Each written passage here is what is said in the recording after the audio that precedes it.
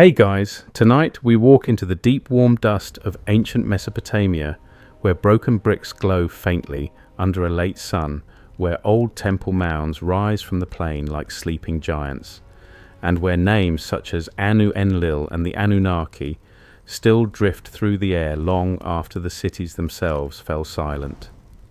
Some parts of tonight's journey are widely accepted history. Some parts are interpretation, and some parts are calm, what-if imagination. Because this is one of those subjects where archaeology suggests a great deal. Historians debate even more, and the rest lives in that soft borderland between fragment and feeling. You probably will not survive this in the modern sense of comfort, by the way, because the streets are dusty, the beer may be thick enough to chew, and your idea of climate control is a prayer plus a breeze. So before you get comfortable, take a moment to like the video and subscribe, but only if you genuinely enjoy what I do here. And while you're settling in, post your location and local time down below. Now dim the lights, maybe turn on a fan for that soft background hum, and let's ease into tonight's journey together. You begin with your sandals pressing into the earth of southern Mesopotamia, somewhere between river and reed bed, where the land does not so much rise as remember. Everything here feels layered. Mud brick rests on mud brick, city on city, prayer on prayer.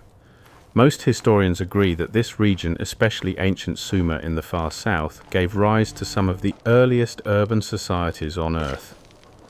What's broadly accepted is that people here built temple complexes, organized labor, tracked goods, honored their gods, and wrote things down long before most of the world had even invented a decent excuse for skipping paperwork. And yet the deeper you go, the stranger the air seems to become. Not because archaeology hands you a ready-made mystery box with dramatic music humming behind it, but because the evidence we do have points to a civilization that was already astonishingly complex very early on.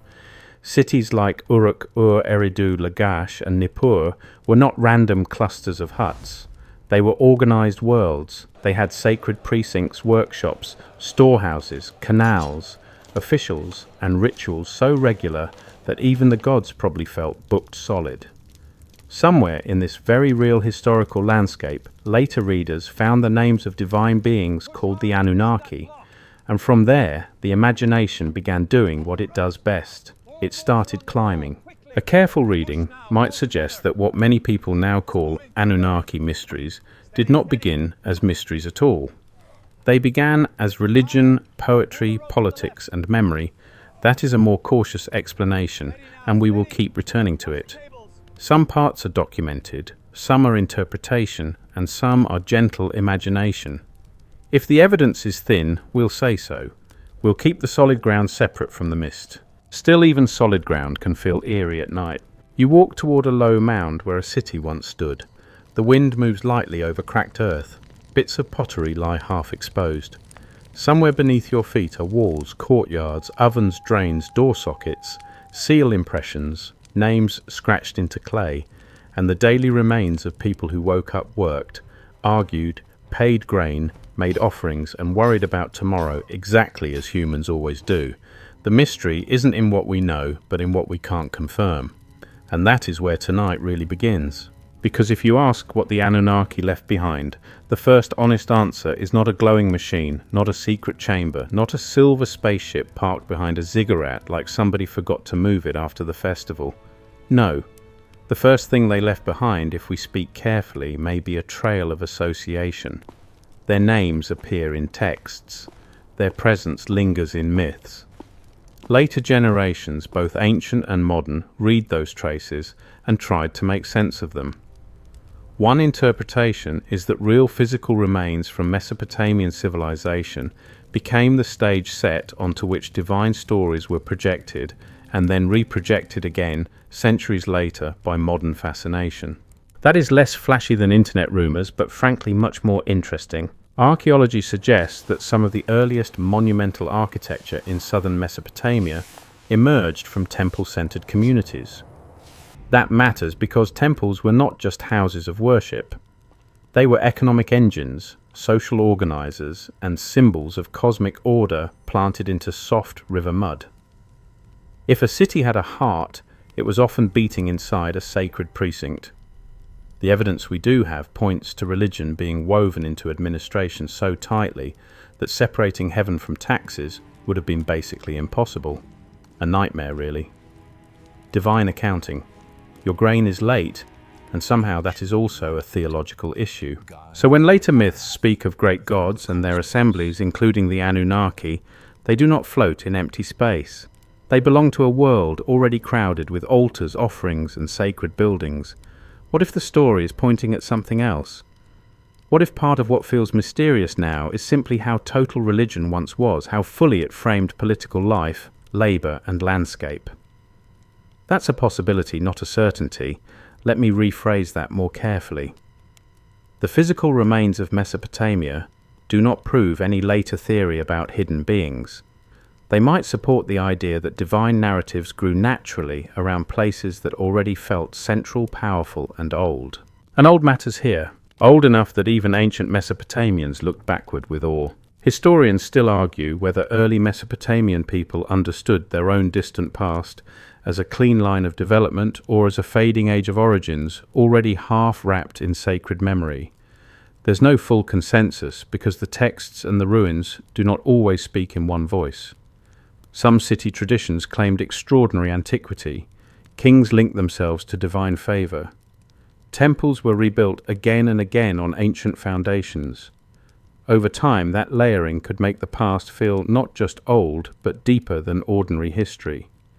The sort of deep that encourages myth, the way damp soil encourages reeds. A fringe idea proposes that this depth hints at knowledge or presence, somehow left behind by non-human visitors. This theory isn't widely accepted, but it remains popular because the combination of broken monuments, celestial imagery, and divine names can be emotionally persuasive. If we treat it as a possibility rather than a conclusion, we can at least ask why people find it so compelling. A more cautious explanation could be that humans are very good at mistaking complexity for alienness when the culture in question is far away in time, language, and worldview. Ancient bureaucrats become cosmic engineers, priests become initiates, mud bricks become riddles. Honestly, give it a few thousand years and someone will probably decide your tax forms were sacred prophecy too. You keep walking. The sky darkens into violet. The mound around you seems less like rubble than a held breath. You imagine torchlight once flickering on plastered walls, donkeys shifting in courtyards, distant chanting from a temple terrace, the smell of clay oil and river reeds all mixing together. Some of this is documented broadly through archaeology and texts. Some of it is reconstructed. Some of it is gentle imagination. We are not proving anything tonight, we're following clues. And the first clue is simple.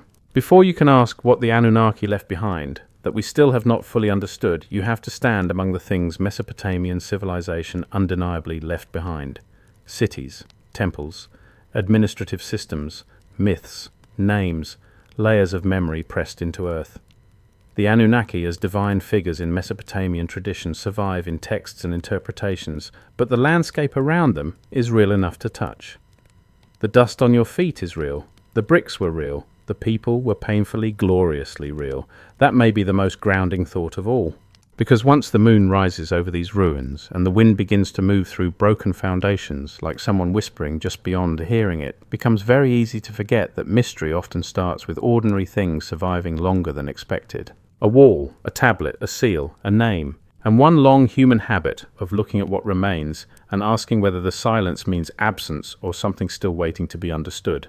You keep moving through the ancient city as dusk deepens, and ahead of you, lifting out of the dark plain in broad, heavy tiers, stands the shape that has probably done more than almost anything else to stir later Anunnaki speculation, the Mesopotamian temple tower, the Ziggurat.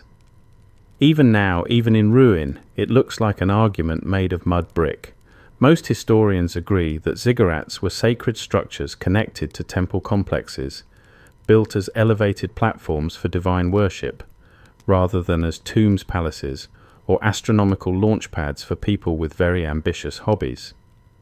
Archaeology suggests they served religious and political functions at the center of urban life, and yet one interpretation is that their sheer height, their staged ascent, and their commanding presence later encouraged stories about gods descending from the heavens or drawing near to earth on these raised summits. And what if that feeling, that subtle thrill you get looking up at one, is part of the reason they still seem stranger than they probably were? You stand at the base of one now, or at least where the base would have been before time erosion, looting warfare, neglect, and a few thousand years of weather reduce certainty to educated squinting. The lower platform spreads out in front of you, massive and deliberate. This is not accidental architecture. This is organized labor authority, engineering, and theology all packed into one rising form. The evidence we do have points to Mesopotamian cities investing extraordinary resources in sacred construction. You do not pile up mountains of brick in a flat alluvial plain unless you are making a statement. A very large, very expensive, very visible statement. Broadly accepted scholarship holds that the ziggurat was not meant for crowds wandering up and down all day like tourists at a scenic overlook. The summit shrine where one existed seems to have been a sacred zone linked with the city's patron deity. Priests and ritual specialists would have had access in ways ordinary people likely did not. That alone adds a little mystery. Humans are always more impressed by places they are not allowed to enter. Put a staircase in front of a closed door, and half the species immediately assumes immortality is being stored inside. A careful reading might suggest something less dramatic and more revealing. These towers elevated the god's house above the city, making divine presence physically higher, more visible, and more central. In a flat landscape of river mud and reeds, elevation itself carried meaning. Height implied closeness to heaven. Height also implied power. If your god's shrine sits on a raised platform visible for miles, your city is not merely functioning under divine protection. It is advertising that protection in brick. And brick in southern Mesopotamia is its own kind of miracle. Unlike Egypt, with its great supply of workable stone, the cities of Sumer and Akkad mostly built in mud brick, often sun-dried, sometimes fired for more durable sections. That means monumental architecture here was always in conversation with decay. The same land that allowed cities to rise also insisted they constantly maintain themselves. Walls slumped, surfaces eroded, structures had to be repaired, rebuilt, reinforced. What's broadly accepted is that many ziggurats were rebuilt multiple times over earlier sacred foundations. Historians still argue whether these reconstructions were primarily practical, symbolic, or some combination of both, but the effect is clear enough. The sacred mound became layered with memory. Every rebuild attached the present city to a deeper sacred past. And this is where later imagination starts quietly rubbing its hands together. Because once a tower has been rebuilt for generations, once its origins disappear into older and older foundations, it begins to feel ancient in a way that normal buildings do not. It begins to seem like something inherited rather than created. A fringe idea proposes that such structures were based on knowledge received from divine beings, sometimes linked by modern writers to the Anunnaki. This theory isn't widely accepted, but it survives because ziggurats look so unlike modern religious buildings, and because ancient Mesopotamian texts speak so comfortably about gods inhabiting cities, guiding kings, and shaping order. If we treat it as a possibility rather than a conclusion, the more interesting question becomes why sacred architecture so often tempts people towards supernatural explanations. A more cautious explanation could be that ziggurats seem uncanny because they combine familiar and unfamiliar things in one form. You recognize the staircase, the platform, the shrine, the labor, the monumentality. But the style is foreign to modern instinct. It is neither castle nor cathedral nor pyramid in the Egyptian sense. It occupies its own mental shelf. So the mind deprived of a neat comparison starts whispering. What if the story is pointing at something else? What if what feels alien is simply a sophisticated religious language in architectural form, one we no longer naturally speak? That possibility becomes even stronger when you remember the city around the tower. This is not an isolated object dropped from the sky. It belongs to a living urban system. Nearby are storerooms, courtyards, workshops, walls, shrines, and residences connected to temple administration. The evidence we do have points to temple complexes functioning as economic centers as well as sacred ones. Offerings had to be collected, land had to be managed, workers had to be organized, ceremonies had to be timed, animals had to be fed, goods accounted for, textiles produced, beer, brewed bread, baked. Nothing ruins the mystical vibe like realizing the gods also required supply chains. Still, supply chains can be holy. One interpretation is that the ziggurat embodied a kind of cosmic order rising from the messy horizontal world of ordinary life toward a divine vertical axis. That sounds poetic, and it may well be close to how people experienced it, though here too we should be careful. We do not possess one perfect ancient memo explaining the entire symbolism of every ziggurat in every city across centuries. There's no full consensus because Mesopotamia was not one frozen culture. Traditions changed, cities differed, ritual practices evolved. Some parts are documented, some are interpretation, and some are gentle imagination. If the evidence is thin, we'll say so. But even with caution, the visual power remains. You picture the tower at dawn, plastered surfaces catching the first light, banners stirring, priests climbing steps, incense trailing faintly in the dry air, while the city stirs awake below. Donkeys bray, potters begin work, a child carries a basket. Somewhere an official is already disappointed in someone else's grain delivery. Above it all stands the raised house of the god, reminding everyone that heaven is not abstract here. It is structured, administered, elevated. In that sense, the Anunnaki did not need to leave behind a technological artifact for later ages to puzzle over. The sacred architecture itself was enough. It suggested hierarchy between divine and human realms in a way you could physically climb toward without ever fully reaching. And maybe that is why these towers still linger in the imagination. A popular rumor claims they were ancient launch pads, observatories for lost science, or markers for celestial visitors. That's a possibility often repeated in fringe circles, though the archaeological evidence does not require such explanations. Most historians agree that their sacred and civic role already explains their prominence. Yet the rumor persists because the silhouette of a ziggurat does something to you. It stages ascent, it dramatizes contact, it turns worship into architecture and architecture into memory. So you stand there a little longer looking up the worn lines where stairways once directed the eye toward a shrine now gone, and you feel what countless people after the fall of these cities must also have felt, that strange sense that the building is still trying to tell you how the world was arranged. Below the human city, above the house of the divine, between them steps, not proof, not hidden certainty, just a form so powerful that later generations could not stop reading meanings into it. The mystery isn't that a tower reached upward. Humans do that all the time. The mystery is why these particular towers, born of mud, labour, prayer and politics, still make it feel for one quiet second as if something might descend. From the foot of the tower, your path drifts naturally downward again, away from height, and into the quieter magic of small things, and here in the dark soil of Mesopotamia, few things are stranger or more enduring than the clay tablet. A tower can impress you from a distance, but a tablet asks you to come close. It asks you to crouch, brush the dirt away, and hold in your hand a little rectangle of dried mud that still carries the pressure of someone's fingers from 4,000 years ago. What's broadly accepted is that Mesopotamian scribes recorded all sorts of things on clay tablets: myths, hymns, contracts, receipts, school exercises, omen texts, royal inscriptions, lexical lists, and the sort of administrative notes that quietly prove civilization has always involved somebody counting jars in a room and being weirdly proud of it.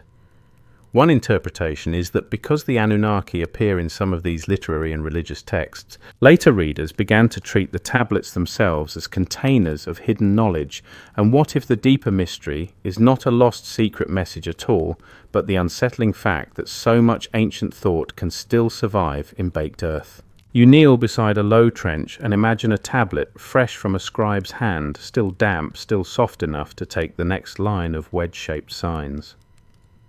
Archaeology suggests that clay was an ideal writing material for southern Mesopotamia, precisely because it was abundant, cheap and practical. Reeds could be cut into styluses. Tablets could be dried or baked. archives could be stored in temple rooms, palace spaces, and private houses. Most historians agree that cuneiform was not invented to write cosmic revelations in a whispering temple at midnight, however dramatic that would look in a documentary. It first developed in connection with accounting and administration. Barley, sheep, labour allotments, deliveries, rations. The romance of writing begins as so many things do with inventory, and yet inventory becomes myth soon enough. As the system evolved, cuneiform came to express multiple languages and increasingly complex forms of literature and scholarship. That is one of the true wonders of ancient Mesopotamia. The same medium that tracks sheep can also preserve the movements of gods, laments for fallen cities, and stories about the origins of kingship and the flood. The evidence we do have points to a scribal world that was deeply trained, highly traditional, and astonishingly patient. You do not become a Mesopotamian scribe by casually doodling one afternoon. You copy signs, memorize lists, learn forms, repeat old texts, and probably develop the ancient equivalent of hand cramps that feel personally insulting. A careful reading might suggest that the mystery of these tablets comes not from what they hide, but from how much they reveal in fragments, because fragments are the rule here. Rarely do you receive an ancient text with the courtesy of being complete, clear, and eager to help. No, usually you get a broken edge, missing lines, uncertain signs, variant copies, and the intellectual sensation of squinting through a keyhole while the room beyond rearranges itself. Historians still argue whether some disputed passages in mythological texts should be read in one way or another, because damaged scribal variation and context matter enormously. There's no full consensus on every line, every divine title, every narrative emphasis. And that uncertainty is where the Anunnaki start gathering their modern fog. What's broadly accepted is that the term Anunnaki appears in Mesopotamian tradition as a class or group of deities, though their exact function and composition can vary across texts and periods. They are not always described the same way, and that matters. Scholars continue to debate how fixed the term really was and how best to understand it in different literary settings. One interpretation is that later readers, especially modern ones, flattened these differences and turned the Anunnaki into one neat category with a single dramatic backstory. That is tidy, but ancient religion is rarely tidy. Ancient religion is more like a closet full of ceremonial robes, local traditions, copied formulas, and one very old basket no one dares throw away because it might be sacred.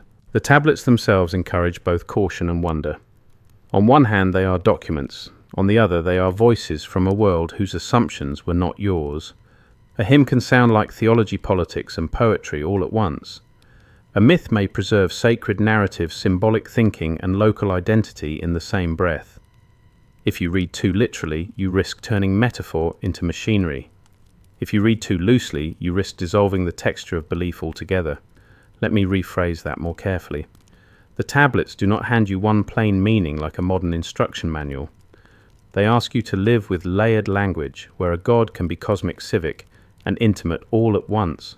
A fringe idea proposes that some tablets contain encoded records of advanced knowledge left behind by the Anunnaki, whether astronomical, technological, or even biological. This theory isn't widely accepted, but it remains popular because ancient technical texts can look mysterious when removed from their context. Lists of stars, omen sequences, ritual formulas, and mathematical exercises all appear impressive, and rightly so. Mesopotamian scholars were highly capable observers and system builders. If we treat the fringe theory as a possibility rather than a conclusion, the more cautious explanation could be that later audiences underestimate how much brilliant non-modern thought humans can produce on their own. You do not need aliens to explain a sophisticated archive. You need schools, memory discipline, and generations of very serious scribes who probably smelled faintly of clay dust and frustration. Still, when night settles and the tablet lies under lamplight, its mystery deepens. You imagine the wedge marks catching shadows line after line pressed by hand into wet earth, while somewhere outside a city wall dogs bark and reeds rustle by the canal. Some parts are documented, some are interpretation, and some are gentle imagination. We are not proving anything tonight, we're following clues. And one clue worth keeping is this clay tablets preserve not just information, but worldview. They show you a civilization where gods, cities, kings, omens, and daily transactions all coexist in the same written universe. That alone can feel alien to modern habits of sorting life into little labeled drawers. What if the story is pointing at something else? What if what the Anunnaki left behind is not a hidden object, but a textual atmosphere, a lingering vocabulary of divine assembly and cosmic order that later readers keep trying to decode as if it were a confession instead of a culture? That's a possibility, not a certainty. But it may explain why these tablets still exert such pull. They are physically humble and intellectually immense. A little lump of earth becomes a bridge over millennia. A popular rumor claims there are untranslated tablets locked away somewhere full of suppressed revelations about the Anunnaki and humanity's forgotten past. The rumor has dramatic flair, I will give it that. It sounds excellent whispered over a grainy slideshow at 2 a.m. But a more cautious explanation could be that many tablets remain unpublished, fragmentary, or difficult, simply because ancient archives are vast. Scholarship takes time, and broken languages do not decode themselves out of politeness. The mystery isn't in some secret vault of forbidden truth. More often, the mystery is in patient scholarship missing pieces and the stubborn slowness of understanding. So you turn the imagined tablet in your hand one last time and realize that maybe this is the third great thing that still hasn't been fully understood. Not because it is magical in the cheap sense, because it is real in the difficult sense. Real enough to preserve voices, broken enough to resist simplification, and quiet enough that every generation hears something slightly different when it leans in to listen. By now, the night around you has become the kind that makes every small object feel important. And that is perfect because the next thing waiting in the dust is small enough to fit in your palm and rich enough to keep scholars busy for lifetimes, the cylinder seal. Most historians agree that cylinder seals were practical tools used to roll identifying images and inscriptions onto wet clay, often marking ownership, authority, or approval in administrative contexts.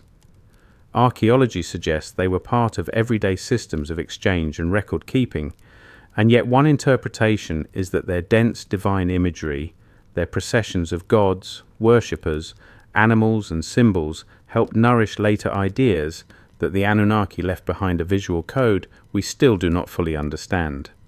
And what if the real wonder is that such tiny carved stones could carry whole worlds inside them like portable dreams for a civilization obsessed with order? You picture one resting in a scribe's tray or hanging by a cord from the wrist of an official. It is small, drilled through the middle, smooth from handling, cool at first touch and warm a moment later. Then it is rolled across damp clay and suddenly the hidden carving unwinds into a scene. A standing figure lifts a hand, a seated deity receives an offering, a star hovers above. A horned crown marks divinity. A worshipper approaches. Animals pace in patterned rhythm. It is less like stamping a signature and more like releasing a miniature procession onto the surface of the earth.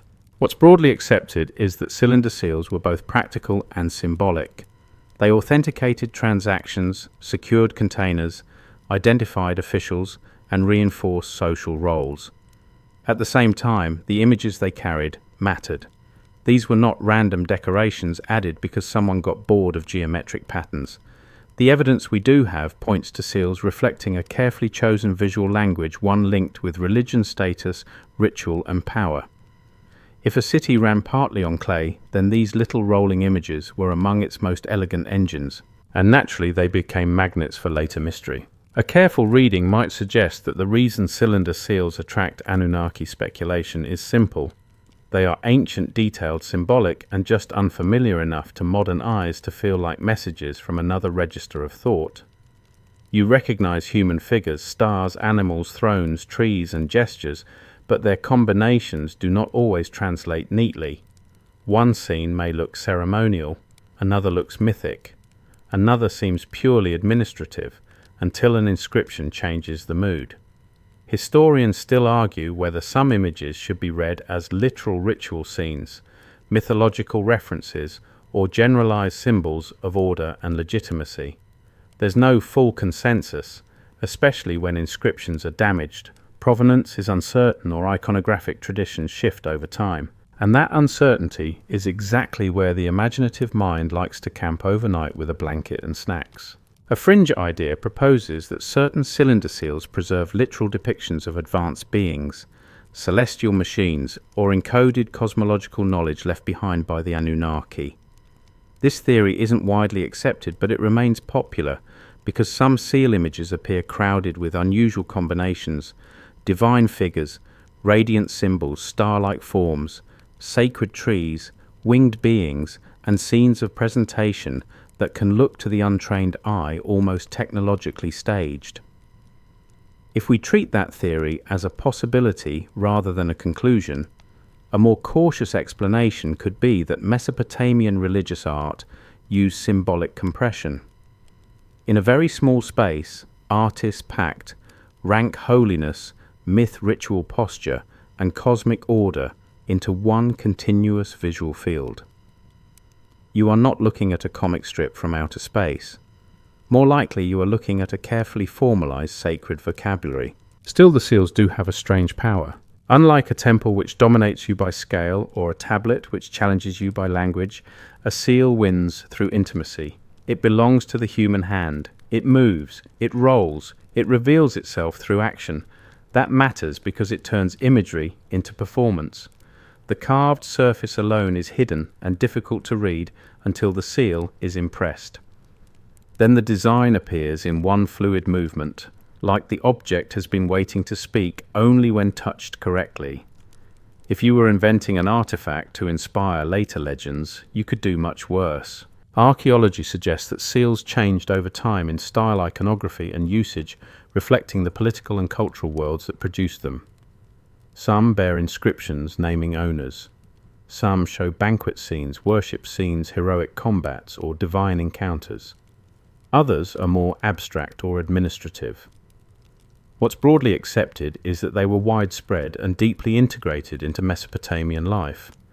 This is important because one popular modern habit is to isolate the strangest looking examples and treat them as if they floated free from context. But the evidence we do have points to seal imagery being part of a broad visual continuum, not a stash of disconnected anomalies hiding in plain sight like ancient Easter eggs. One interpretation is that seals helped ordinary administration borrow divine authority. If an official rolls a scene of ordered approach before a deity onto a document or container, the act of management is visually framed within sacred hierarchy. That is not just bureaucracy. It is bureaucracy wearing ceremonial robes and trying very hard to look cosmic. Which, to be fair, is also how many institutions still operate only now with better logos and worse coffee. What if the story is pointing at something else? What if cylinder seals matter so much in Anunnaki discussions, not because they depict a lost secret, but because they preserve how ancient Mesopotamians imagined contact between human and divine realms? A worshipper stands before a god. A king approaches a throne. A symbol of heaven hovers above a ritual scene. The boundary between worlds is depicted, managed, stylized. That boundary and the longing to cross or understand it may be the real legacy here. Some parts are documented, some are interpretation, and some are gentle imagination. If the evidence is thin, we'll say so. We'll keep the solid ground separate from the mist. And the solid ground tells us this much cylinder seals are not crude doodles from a primitive age. They are products of skilled craftsmanship and a sophisticated symbolic environment. Tiny objects, yes, but not small in meaning. A popular rumor claims certain seals show planets laid out in secret astronomical diagrams or scenes of direct interaction with non-human visitors. That's a possibility often repeated in fringe circles, usually with a great deal of confidence and not always a great deal of patience. Let me rephrase that more carefully. Some seal images can appear suggestive when removed from their cultural setting, but this is suggestive, not conclusive. Most historians agree that the mainstream explanations rooted in ancient religion status display and administration already account for much of what we see. The mystery isn't in having no explanation. The mystery is in having explanations that are plausible, layered, and still not entirely complete. You imagine one seal again rolling over wet clay in the torchlit hush of a storeroom. A servant waits, a clerk watches, the design appears. The image fixes authority into matter. Somewhere beyond the walls the temple rises in darkness. Somewhere in the myths the Anunnaki still gather in divine assembly.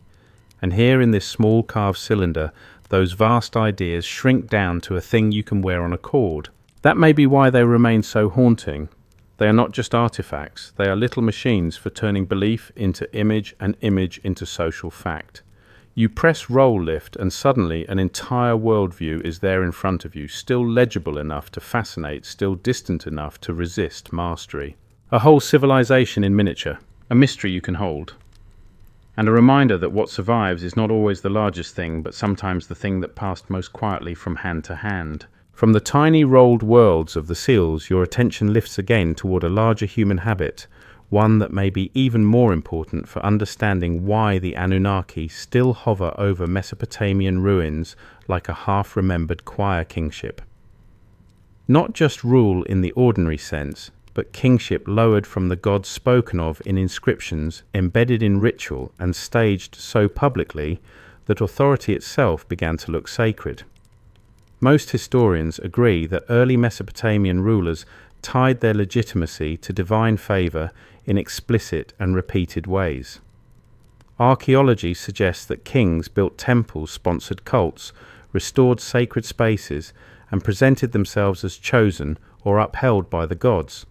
And one interpretation is that later readers turned this language of divine order into something more literal, imagining the Anunnaki as direct governors who left behind not merely myths, but systems of power. And what if the real mystery is not whether gods once ruled cities, but how easily power learns to dress itself in heaven's clothing? You move now through the remains of a palace wall, or perhaps an administrative compound, so old the categories blur and you imagine the scene when the place still breathed. Courtiers waiting, scribes crouched over tablets, messengers arriving dusty from the road, offerings going out to temples, orders going into the countryside. In this world rule is not a private matter. It is ritualized, displayed, repeated and anchored in sacred language so often that the political and divine begin to overlap like wet ink spreading through clay. What's broadly accepted is that Mesopotamian rulers, from early city-state leaders to later kings of larger empires, regularly invoked divine approval. In inscriptions, they restored temples for god-built walls under divine command, or described themselves as beloved, chosen, shepherd-like mighty, or just plain useful to the cosmic order. The evidence we do have points to kingship being presented not as a random human arrangement, but as something granted, sanctioned, or stabilized by the divine world. That does not mean every king was considered a god in the same way in every place at every time. Historians still argue whether royal ideology in different periods emphasized divine descent, divine adoption, divine favor, or some more local variation. And there is no full consensus, because Mesopotamia changed constantly across centuries. Still, the pattern is hard to miss. A careful reading might suggest that when later texts speak of divine assemblies, decrees of fate and order, coming from above the political world below, is never far away. One interpretation is that the Anunnaki, in some traditions, helped represent the deep cosmic hierarchy that earthly rulers wanted to mirror. If heaven has ranks, councils, authority, and decrees, then a king on earth can present his own rule as an echo of that structure. A more cautious explanation could be that royal ideology borrowed from religious imagination because it worked. It gave power a sacred grammar. It made obedience feel older than argument. And older than argument is a powerful brand. Archaeology suggests that kings left behind more than just buildings. They left inscriptions naming themselves, boasting of construction victories, restorations, and pious acts. They marked bricks, foundation deposits, statues, and dedicatory objects with carefully framed messages. You can almost hear the tone sometimes. Humble before the gods, somehow astonishingly magnificent in every other respect. Very relatable. I am merely the servant of the divine. Now please note the 47 glorious structures I built and how uniquely wonderful I am. History has never lacked confidence. Yet beneath the ceremonial voice lies something genuinely revealing. These rulers wanted to be remembered inside sacred time, not only political time. They wanted their names attached to temples, canals, walls, shrines, and acts of restoration. What's broadly accepted is that rebuilding sacred spaces was especially important. A king who repaired an old temple did not just fix a structure. He inserted himself into a chain of legitimacy stretching backward into revered antiquity. That matters for our theme tonight, because the deeper and older a sacred institution appeared, the more easily later generations could imagine it originating in a semi-divine age. Kingship, then, did not merely survive under the shadow of the gods, it actively cultivated that shadow. A fringe idea proposes that references to divine rulership or heavenly decrees preserve distant memories of literal rule by non-human beings, often linked in modern writing to the Anunnaki. This theory isn't widely accepted, but it persists because Mesopotamian language about the gods can sound startlingly concrete. Kingship descends, decrees are fixed, cities belong to patron deities, great powers are assigned. If we treat the fringe idea as a possibility rather than a conclusion, the more cautious explanation could be that ancient political theology was meant to sound concrete. That was the point. The system worked best when divine order felt real enough to inhabit the city's institutions, not merely hover above them as decoration. What if the story is pointing at something else? What if what the Anunnaki left behind in this part of the record was a model rather than an object? A model of layered authority, where power comes from above, passes through ceremony, and arrives on earth wearing a crown, carrying a scepter, and asking you to bring in grain from the field by sunrise. Not because literal beings handed down a constitution from the stars, but because myth and politics fused so tightly that later readers could barely tell where one ended and the other began. Some parts are documented, some are interpretation, and some are gentle imagination. We are not proving anything tonight, we're following clues. One clue is the famous tradition preserved in Mesopotamian literature that kingship had its origins in a realm beyond ordinary humanity. What's broadly accepted is that texts could describe kingship as something established by divine order.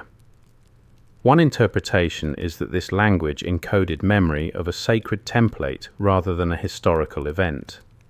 Historians still argue whether these formulations should be read primarily as theological statements, political ideology, mythic narrative, or all three at once. Probably all three, because ancient societies were generous enough to pile meaning on top of meaning without asking whether modern readers might later crave cleaner categories.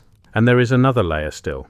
When cities fell, when dynasties ended, when conquerors came and temples were damaged or restored under new rulers, the old language of divine sanction did not simply vanish. It was copied, adapted, echoed. Names endured. Sacred formulas endured. The dream of rule anchored in heaven endured. That may be why the Anunnaki continue to feel close whenever the topic of ancient power arises. Their presence lingers at the conceptual top of the pyramid, even when the archaeological evidence on the ground is bricks, inscriptions, and administrative routines. A popular rumour claims that royal texts conceal a hidden historical account of direct governance by advanced beings with human kings acting as deputies in some literal imperial system. That's a possibility people enjoy exploring, especially when royal inscriptions sound grand and remote. But if the evidence is thin, we'll say so. The mainstream view remains stronger. Mesopotamian kings used divine language to validate very human rule. This raises the possibility that what fascinates modern audiences is not a secret empire from the sky, but the old and oddly familiar spectacle of leaders insisting that history, destiny, and heaven are all somehow on their side. So you stand in the dark with the ruined wall beside you and let the thought settle. The Anunnaki may not have left a throne you can point to with certainty or a crown labelled property of celestial overlords, but they may have left behind something subtler and in some ways more enduring, a framework in which authority could be imagined as cosmic, inherited, and beyond ordinary challenge. And that framework, like the city itself, still has not been fully understood. You leave the heavy language of kings behind for a moment and step out into open air where the city gives way to a broader horizon and the night begins to matter in a different way. Above you, the sky over Mesopotamia opens wide and black and sharp, scattered with stars so bright they seem almost close enough to hear. If the ziggurat lifted the eye upward by architecture, the heavens do it by sheer indifference. Most historians agree that Mesopotamian scholars observed the sky with extraordinary care over long stretches of time.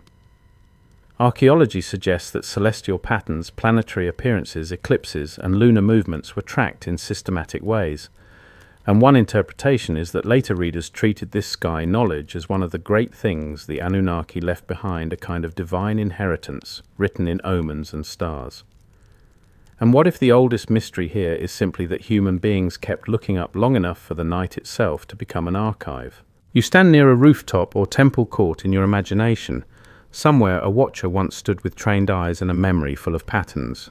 There is no telescope, no app, no friendly notification telling you Mercury is visible tonight if you just angle slightly southwest. There is only discipline repetition, and the willingness to care very deeply about points of light most people would casually admire and then forget by breakfast. What's broadly accepted is that Mesopotamian astronomy and omen scholarship became highly developed, especially in later periods, though its roots run deep into earlier traditions of celestial observation. The evidence we do have points to a culture that did not view the sky as decorative. The sky was meaningful. It signaled, it warned, it participated. That may be one reason the Anunnaki remained so difficult to separate from the night.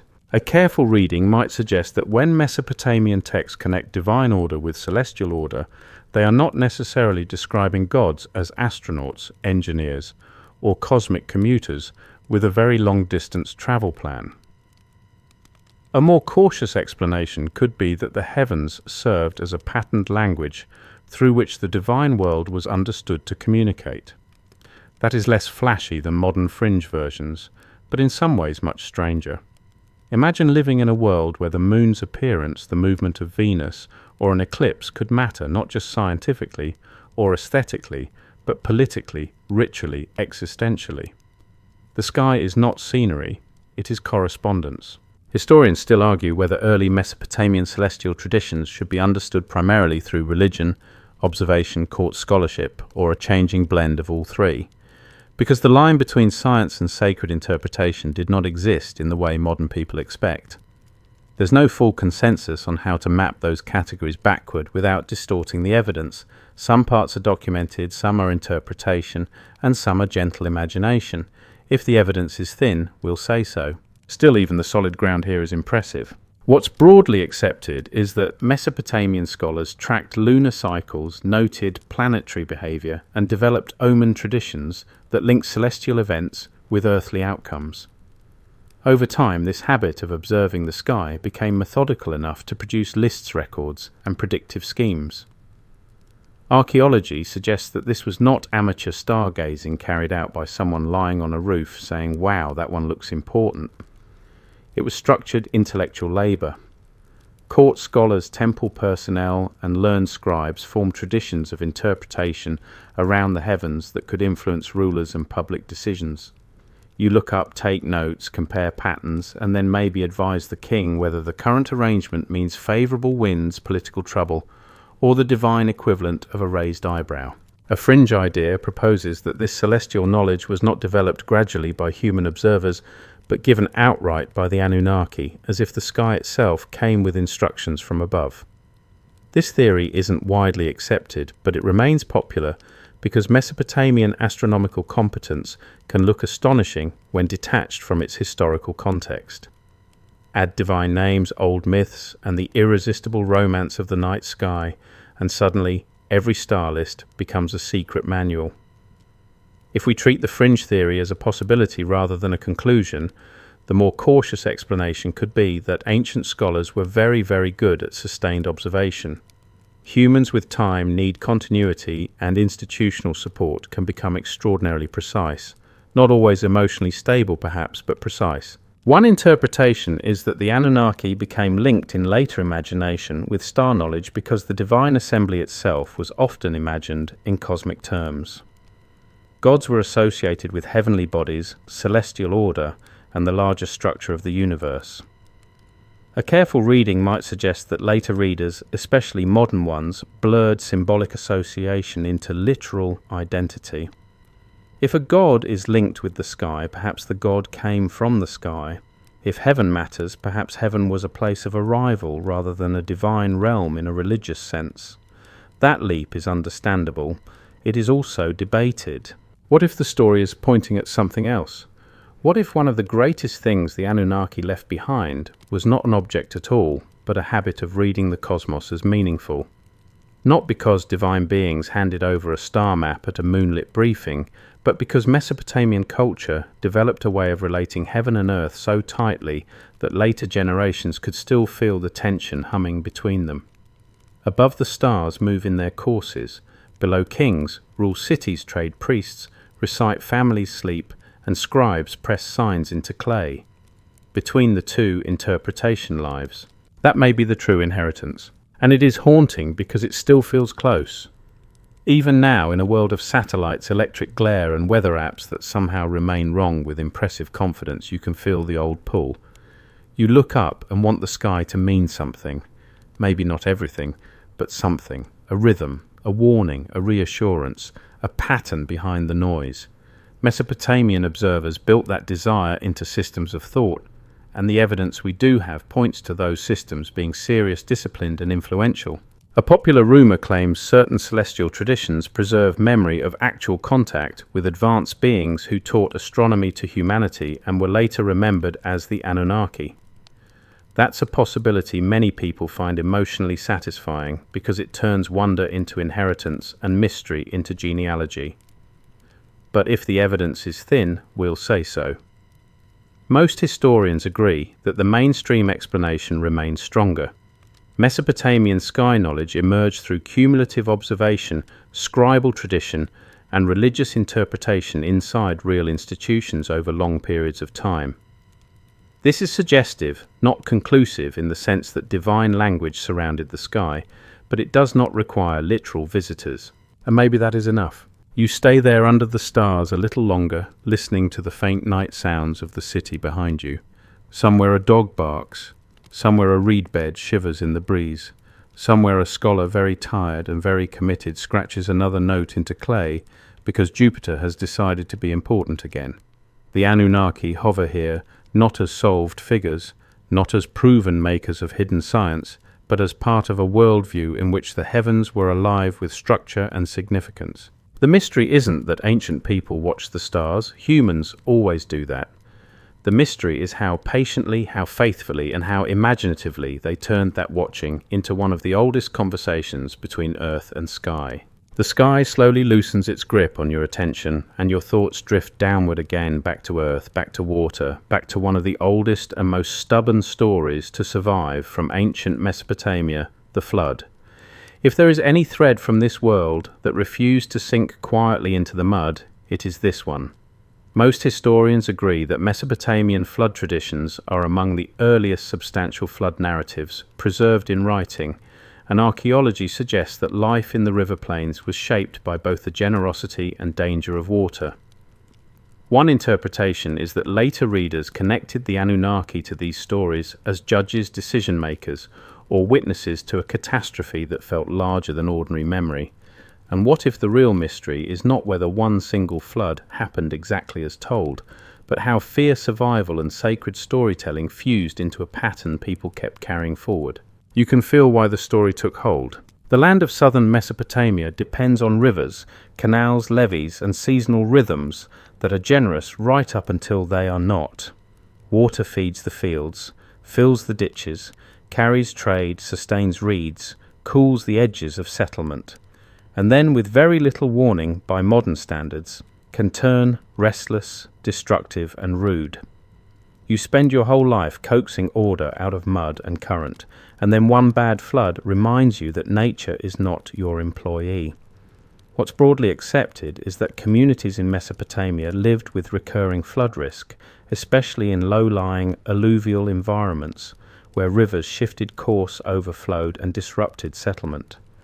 The evidence we do have points to water being both benefactor and threat, which is exactly the sort of relationship that tends to generate very memorable myths. A careful reading might suggest that Mesopotamian flood stories do not function simply as weather reports inflated over time. They are moral, cosmic, and literary. In compositions such as the Atrahasis tradition and the flood episode, later embedded in the Epic of Gilgamesh, divine beings, deliberate humans, are warned a vessel is built, life is preserved, and the world emerges altered. The Anunnaki, depending on the text and translation, are part of the wider divine framework surrounding these events. Historians still argue whether particular flood traditions preserve distant cultural memories of one or more real disasters, reflect recurring environmental anxiety, or operate mainly as mythic explanations about order, noise, mortality, and divine human tension. There's no full consensus, and that is worth saying slowly, because flood stories tempt people towards certainty. A popular rumor claims the Mesopotamian flood accounts preserve an exact historical memory of one overwhelming global event, sometimes linked by later speculation to the direct intervention of the Anunnaki. That's a possibility many people find compelling, partly because flood stories feel so physical. Wood, pitch, rain, panic, birds sent out over endless water. If we treat the story as a possibility rather than a conclusion, the more cautious explanation could be that flood narratives condense many things at once: regional environmental experience, symbolic judgment, literary inheritance, and the ancient human need to explain why the world feels both fragile and survived. Most historians agree that Mesopotamian texts do not need a worldwide catastrophe to make sense of their emotional force. In a riverine civilization, devastating floods would already live close to the imagination. Archaeology suggests that different cities experience water in different ways, and older excavations once encouraged a simplified desire to find the flood layer as if one neat muddy band across the region could settle everything forever. Let me rephrase that more carefully. Some local flood deposits have certainly been identified in Mesopotamian archaeology, but they do not line up into a single uncontested event that explains every version of the tradition. This is suggestive, not conclusive. And maybe that is more interesting anyway, because once you stop demanding one clean answer, the story opens up. One interpretation is that the flood narrative expresses the unsettling truth that civilization is never as permanent as it pretends to be. Cities rise, walls stand, archives accumulate, kings boast, temples shine. Then water comes, and suddenly everyone is discovering that baked brick is not the same thing as immortality. A more cautious explanation could be that the flood became a perfect narrative tool because it allowed Mesopotamian thinkers to imagine a reset without erasing continuity altogether. Something is destroyed, but something is carried through. Order breaks, but memory survives. It is catastrophe with a filing system. The Anunnaki linger around this story in a particularly fascinating way because they belong to the divine sphere of decision and order. Depending on the text, divine groups react deliberate fear-regret or stand within the cosmic frame of the event. A careful reading might suggest that later readers, especially modern ones, sometimes flatten these complex divine dynamics into one dramatic image of superior beings punishing or preserving humanity. That is emotionally vivid, but ancient myth is rarely that simple. The gods in Mesopotamian literature can appear powerful, divided, unpredictable, and even reactive. They are not always serene administrators of fate. Sometimes they sound like a council having a terrible week. What if the story is pointing at something else? What if the flood tradition matters so much in Anunnaki discussions because it preserves the feeling that human life exists under decisions made elsewhere in a realm above explanation, above appeal, and above your very sincere request for better drainage? That feeling is ancient. It may not require literal celestial overseers to be meaningful. It may arise naturally in any world where rivers, storms, rulers, and gods all seem capable of rewriting your future overnight. Some parts are documented, some are interpretation, and some are gentle imagination. We are not proving anything tonight, we're following clues. One clue is that flood stories endure not because they solve history, but because they concentrate human vulnerability so completely. You can smell the pitch on the boat. You can hear water slapping wood in the dark. You can imagine families gathering what they can carry while the familiar world disappears behind rain and current. Even if the narrative is literary and theological rather than journalistic in the modern sense, it feels true in the bones. A fringe idea proposes that the flood story encodes a forgotten struggle between humanity and its makers, with the Anunnaki acting as literal overseers who nearly erased their own creation. This theory isn't widely accepted, but it persists because it dramatizes old tensions already present in the texts. Humans are numerous, noisy, fragile, and dependent. The gods are powerful, sometimes distant and not always unified. If the evidence is thin, we'll say so. The mainstream interpretation remains stronger. These are ancient mythic traditions shaped by environment, culture, theology, and literary craft. Yet the fringe version survives because deep down people still want the disaster to have an author. And so you remain beside the imagined riverbank a little longer, listening to black water move past reeds under a moonless sky. Somewhere a boat rope creaks. Somewhere a child is being hushed. Somewhere in a tablet room, far in the future, a scribe will copy the old flood lines again, preserving not just a story, but a mood, dread, survival, judgment, release. That may be one of the strangest things the Anunnaki left behind. Not a machine, not a monument, a narrative pressure system. A way of imagining disaster as both earthly and cosmic, local and universal memory and warning all at once. The mystery isn't only in the flood itself. The mystery is why after all this time the waters still seem to rise whenever their names are spoken. The river slips back into the dark behind you, and as the flood story settles into the soil of your thoughts, another kind of legacy begins to emerge, quieter at first, less cinematic than a storm, but arguably more powerful in everyday life measurement. Weights, ratios, standardized quantities, counted goods, marked capacity, the little invisible rails that let a city move without collapsing into cheerful chaos by noon. Most historians agree that ancient Mesopotamian societies developed sophisticated systems of measurement for trade, labor, land, volume, and value. Archaeology suggests that standardized weights and administrative routines were deeply embedded in urban life. And one interpretation is that later mystery writers saw this precision and imagined it as knowledge somehow bestowed by the Anunnaki rather than built through human necessity. And what if the real wonder is not that ancient people measured so carefully, but that once measurement enters a civilization, it starts behaving like a second skeleton hidden inside the first? You feel that hidden skeleton everywhere now. In the market, in the granary, in the field boundaries, in the brewing of beer, in the counting of labourers, in the rationing of grain and oil, in the timing of deliveries, in the shape of tablets listing amounts beside names. What's broadly accepted is that Mesopotamian administration depended on quantification at an impressive scale. This was not a vague culture of approximating whatever seemed close enough and hoping the barley would sort itself out. The evidence we do have points to systems of weight and capacity that allowed officials, merchants, temple managers, and households to coordinate resources with real consistency.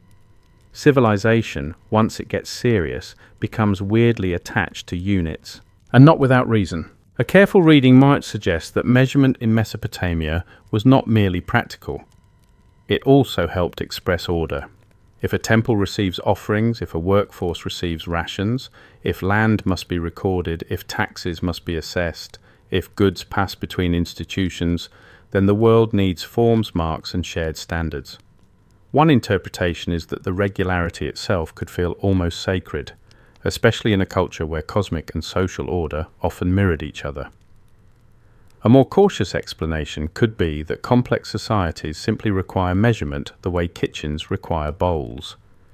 It's not glamorous, but try running a city without it, and you will quickly learn why bureaucracy always arrives carrying scales. Archaeology suggests that standardized weights measuring vessels and numerical systems were used widely across Mesopotamian settings, especially in economic and institutional life. What's broadly accepted is that scribes and administrators worked within systems that could track goods and obligations with remarkable precision. This matters because later readers sometimes look at ancient regularity and assume it appeared too early, too cleanly, too impressively to be ordinary human work. A fringe idea proposes that such precision reflects advanced knowledge left behind by the Anunnaki, as if the gods handed over mathematics and accounting like a starter kit for cities.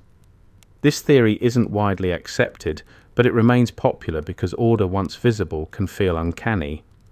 Numbers have that effect. They look neutral while quietly taking over everything.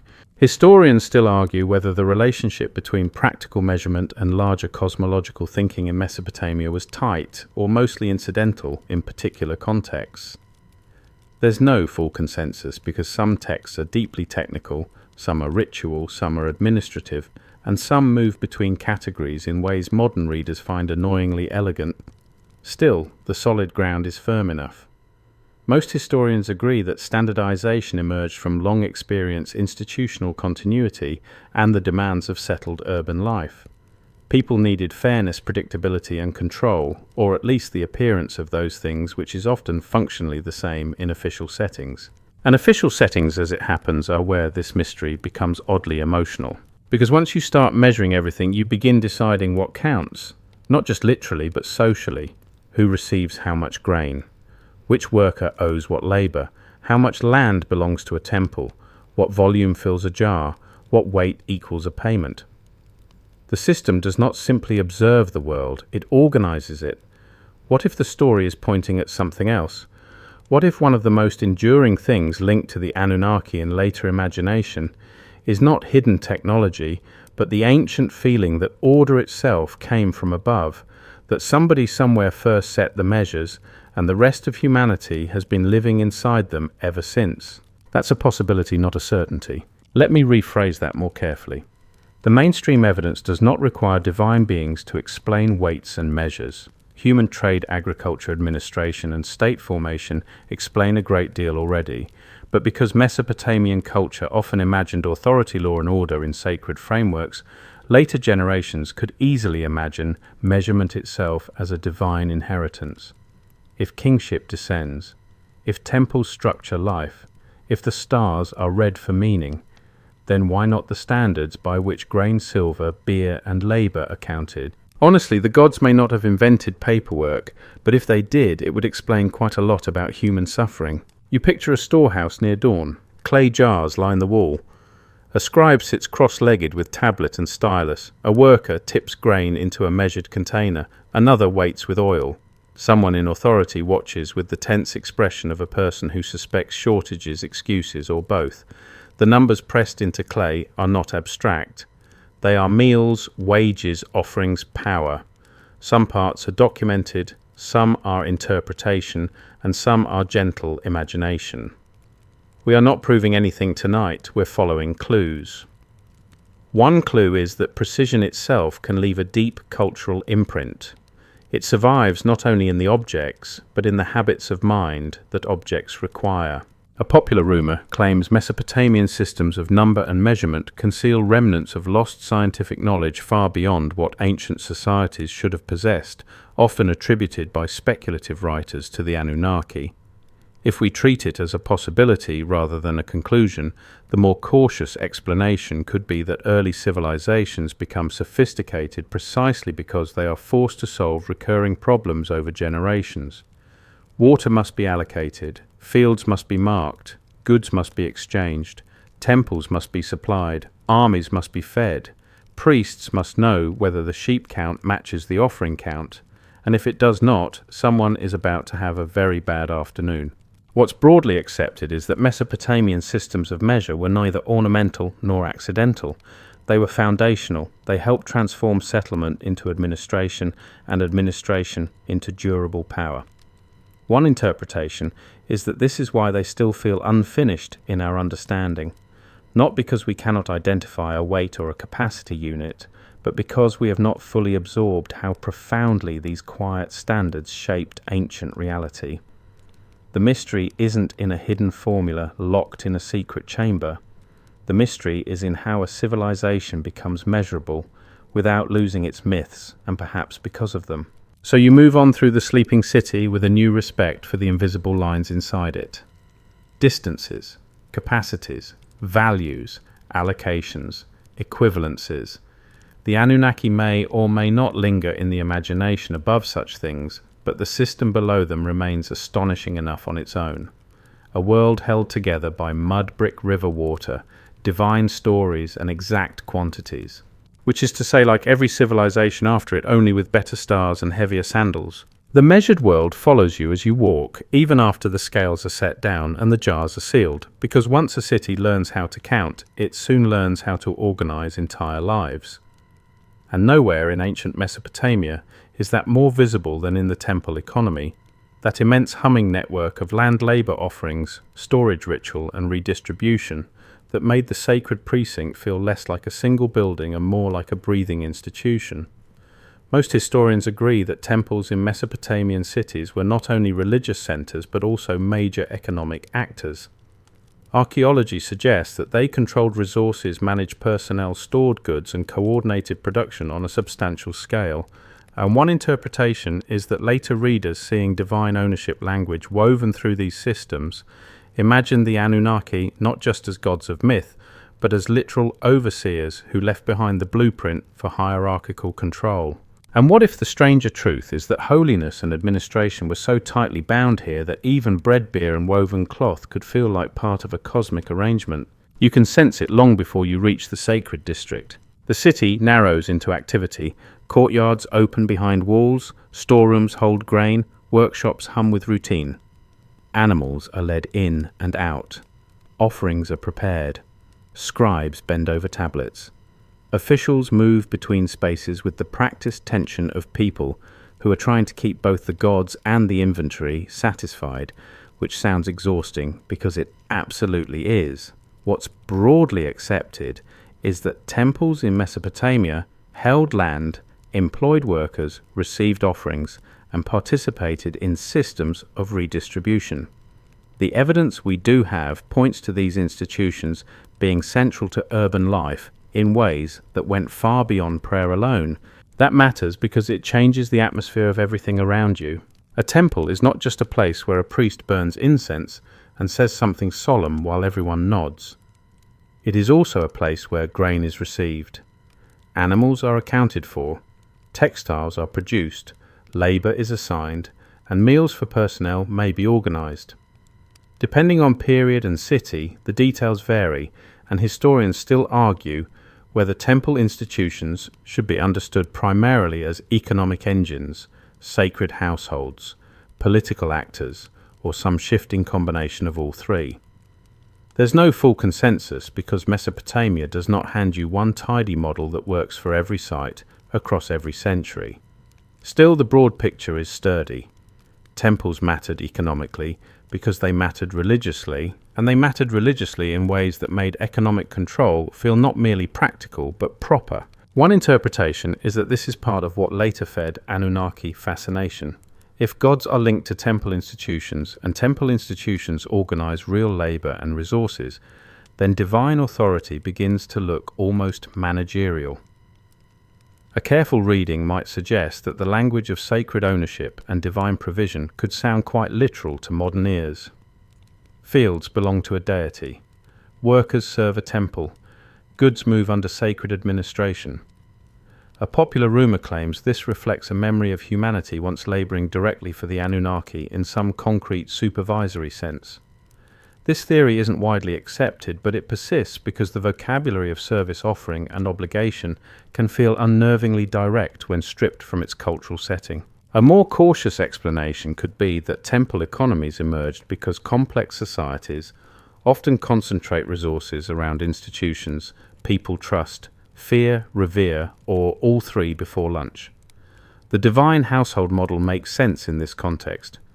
If a city's god is understood as a real patron presence, then maintaining that god's house lands, staff, and offerings becomes part of keeping the city itself in order. The temple is not a metaphorical center. It is a working center. The gods do not need to eat bread in a biological sense for bread offerings to matter socially, politically, and ritually. The system works because belief, duty, and administration reinforce one another, and reinforcement is visible everywhere. You pass a courtyard where workers sort goods under lamplight: baskets of barley, jars of oil, bundles of wool. A clerk murmurs numbers. A porter shifts his weight and tries not to look like someone considering a small rebellion. Nearby, in another room, a ritual vessel is being cleaned for morning use. This is the mood the temple economy creates. The sacred and the ordinary do not stand apart politely. They overlap. The same institution that receives hymns also receives shipments. The same precinct that honors a god also worries about supply. The evidence we do have points to this overlap being normal, not exceptional. What if the story is pointing at something else? What if one of the most enduring things the Anunnaki left behind in later imagination is the unsettling sense that large systems can feel both divine and impersonal at the same time? You offer, you serve, you account, you receive, you owe. The system feeds the city, but it also absorbs the individual into a greater structure. That feeling is ancient.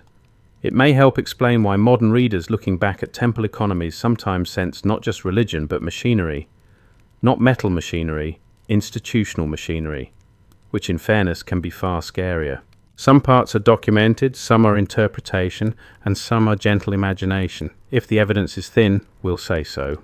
We'll keep the solid ground separate from the mist. On solid ground, temples did manage resources and labor in significant ways. On mistier ground, people project onto that fact the image of divine administrators, celestial planners or forgotten rulers who set the whole thing in motion. That's a possibility, not a certainty. Let me rephrase that more carefully. The existence of complex sacred institutions does not prove literal oversight by the Anunnaki. It might support the idea that divine order was imagined as active within social and economic life, which is different and far more historically grounded. A fringe idea proposes that temple labor systems preserve a distorted memory of humans being created or organized for service to higher beings. This theory isn't widely accepted, though it gains traction because some Mesopotamian myths already explore the relationship between divine beings and human labor in symbolic or theological ways. If we treat it as a possibility rather than a conclusion, the more cautious explanation could be that ancient societies often explained labor through myth, because labor is one of the biggest, least glamorous facts of life. Who works? For whom? Why? Under whose authority? These are not small questions. Dress them in sacred language and they become cosmic. What's broadly accepted is that the temple economy helped give Mesopotamian cities durability. Goods could be gathered, tracked, redistributed. Ritual life could be maintained. Social roles could be stabilized. One interpretation is that the very success of this model made it seem larger than human choice, almost natural, almost eternal. Historians still argue whether ordinary people experience temple institutions mainly as support burden, honor, dependence, or all of the above, and that uncertainty matters. A system can nourish and control at once. Ancient people knew that. Modern people know it too, though we prefer to discover it through forms with very small print. So you linger beside the storeroom door a little longer, breathing in the smell of grain dust, wool oil, and damp clay. Somewhere nearby, a hymn is being rehearsed. Somewhere else, a tally is being corrected. Above everything unseen in the dark, the patron deity of the city remains conceptually enthroned, while below the human system keeps moving in loops of offering and obligation. Maybe that is why this legacy remains hard to pin down. The Anunnaki do not need to leave behind a single object if what survives instead is a structure of feeling, a memory of worlds in which economy, devotion, and hierarchy were inseparable. The mystery is not that the temple had resources. The mystery is how easily resources become sacred, and how long sacred systems continue to echo after the prayers have stopped. The temple courtyard's finally quiet behind you, though not completely, because ancient institutions like modern group chats never seem to sleep as much as they claim they do. Still, your path now turns away from stores and ledgers and towards something more intimate, more still, and in its own way, more unsettling. The small statues and votive figures left behind in sacred spaces, many of them with wide, fixed eyes that seem to keep watch long after the hands that shaped them are gone. Most historians agree that Mesopotamian votive statues were devotional objects placed in temples to represent worshippers in a continuing state of prayer or presence. Archaeology suggests they were offerings tied to piety status and ritual practice, and one interpretation is that their eerie stillness, exaggerated gaze, and durable silence later encouraged people to imagine that the Anunnaki left behind faces we still cannot fully explain. And what if the deeper mystery is not that these figures look otherworldly, but that they were designed to keep looking when their owners could not? You enter a temple room in your imagination, or perhaps a side chamber attached to a sacred precinct, and there they are. Not hundreds at once, not in a horror movie arrangement because we are keeping things sleep-friendly tonight, but enough to change the air. Stone figures, gypsum faces, hands clasped, shoulders squared, eyes wide and inlaid, staring forward with a concentration so steady it feels almost impolite to interrupt. What's broadly accepted is that many such figures served as stand-ins for real worshippers, allowing a kind of continued devotional presence before the deity. The evidence we do have points to these statues being tied to acts of offering status display and religious participation rather than portraiture in the modern sense. That last part matters. A careful reading might suggest that the statues feel mysterious now because modern viewers instinctively ask the wrong first question. We look at a carved figure and ask who exactly this person was, as though the goal were personal resemblance, a faithful facial likeness, a little stone headshot with strong cheekbones and excellent temple lighting. But one interpretation is that the purpose of these works was not realism, it was ritual function. They represented watchfulness, piety, attentiveness, and enduring relation to the divine. The wide eyes are not necessarily a coded sign of alien ancestry or hidden species memory. A more cautious explanation could be that they are visual theology, a sculpted way of showing alert devotion. And yet, while the eyes do not exactly help the internet calm down, a fringe idea proposes that some of these figures preserve memories of beings who were not entirely human, often linked in speculative circles to the Anunnaki. This theory isn't widely accepted, but it survives because certain Mesopotamian figures, especially when removed from context and photographed under museum lighting, that seems legally required to be dramatic, can look uncanny. Oversized eyes, stylized features, formal stillness, a gaze that never seems to blink.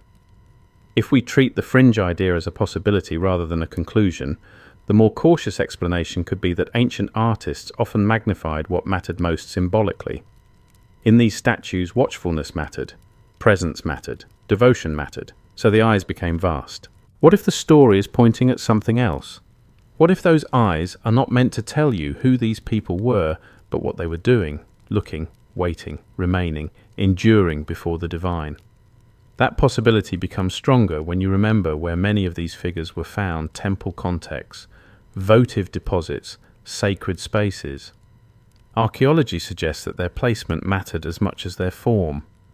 They were not random decorative pieces for brightening a hallway. They were part of ritual environment. They occupied a relationship. Historians still argue whether specific styles of Mesopotamian figurative art should be read mainly through local workshop conventions, broader religious symbolism, social status, or combinations of all three. There's no full consensus, especially across different sites and periods. Some figures are more schematic, others more individualized. Some inscriptions name donors, some remain anonymous. What's broadly accepted is that they belong to a culture in which image and devotion were closely linked. If the evidence is thin, we'll say so, but here the evidence is actually pretty sturdy. Worshippers dedicated images of themselves or their symbolic selves as ongoing participants in sacred life, which is already strange enough, honestly. Imagine it for a second. You cannot always remain in the temple, but a carved version of your prayer can. You go home. You sleep.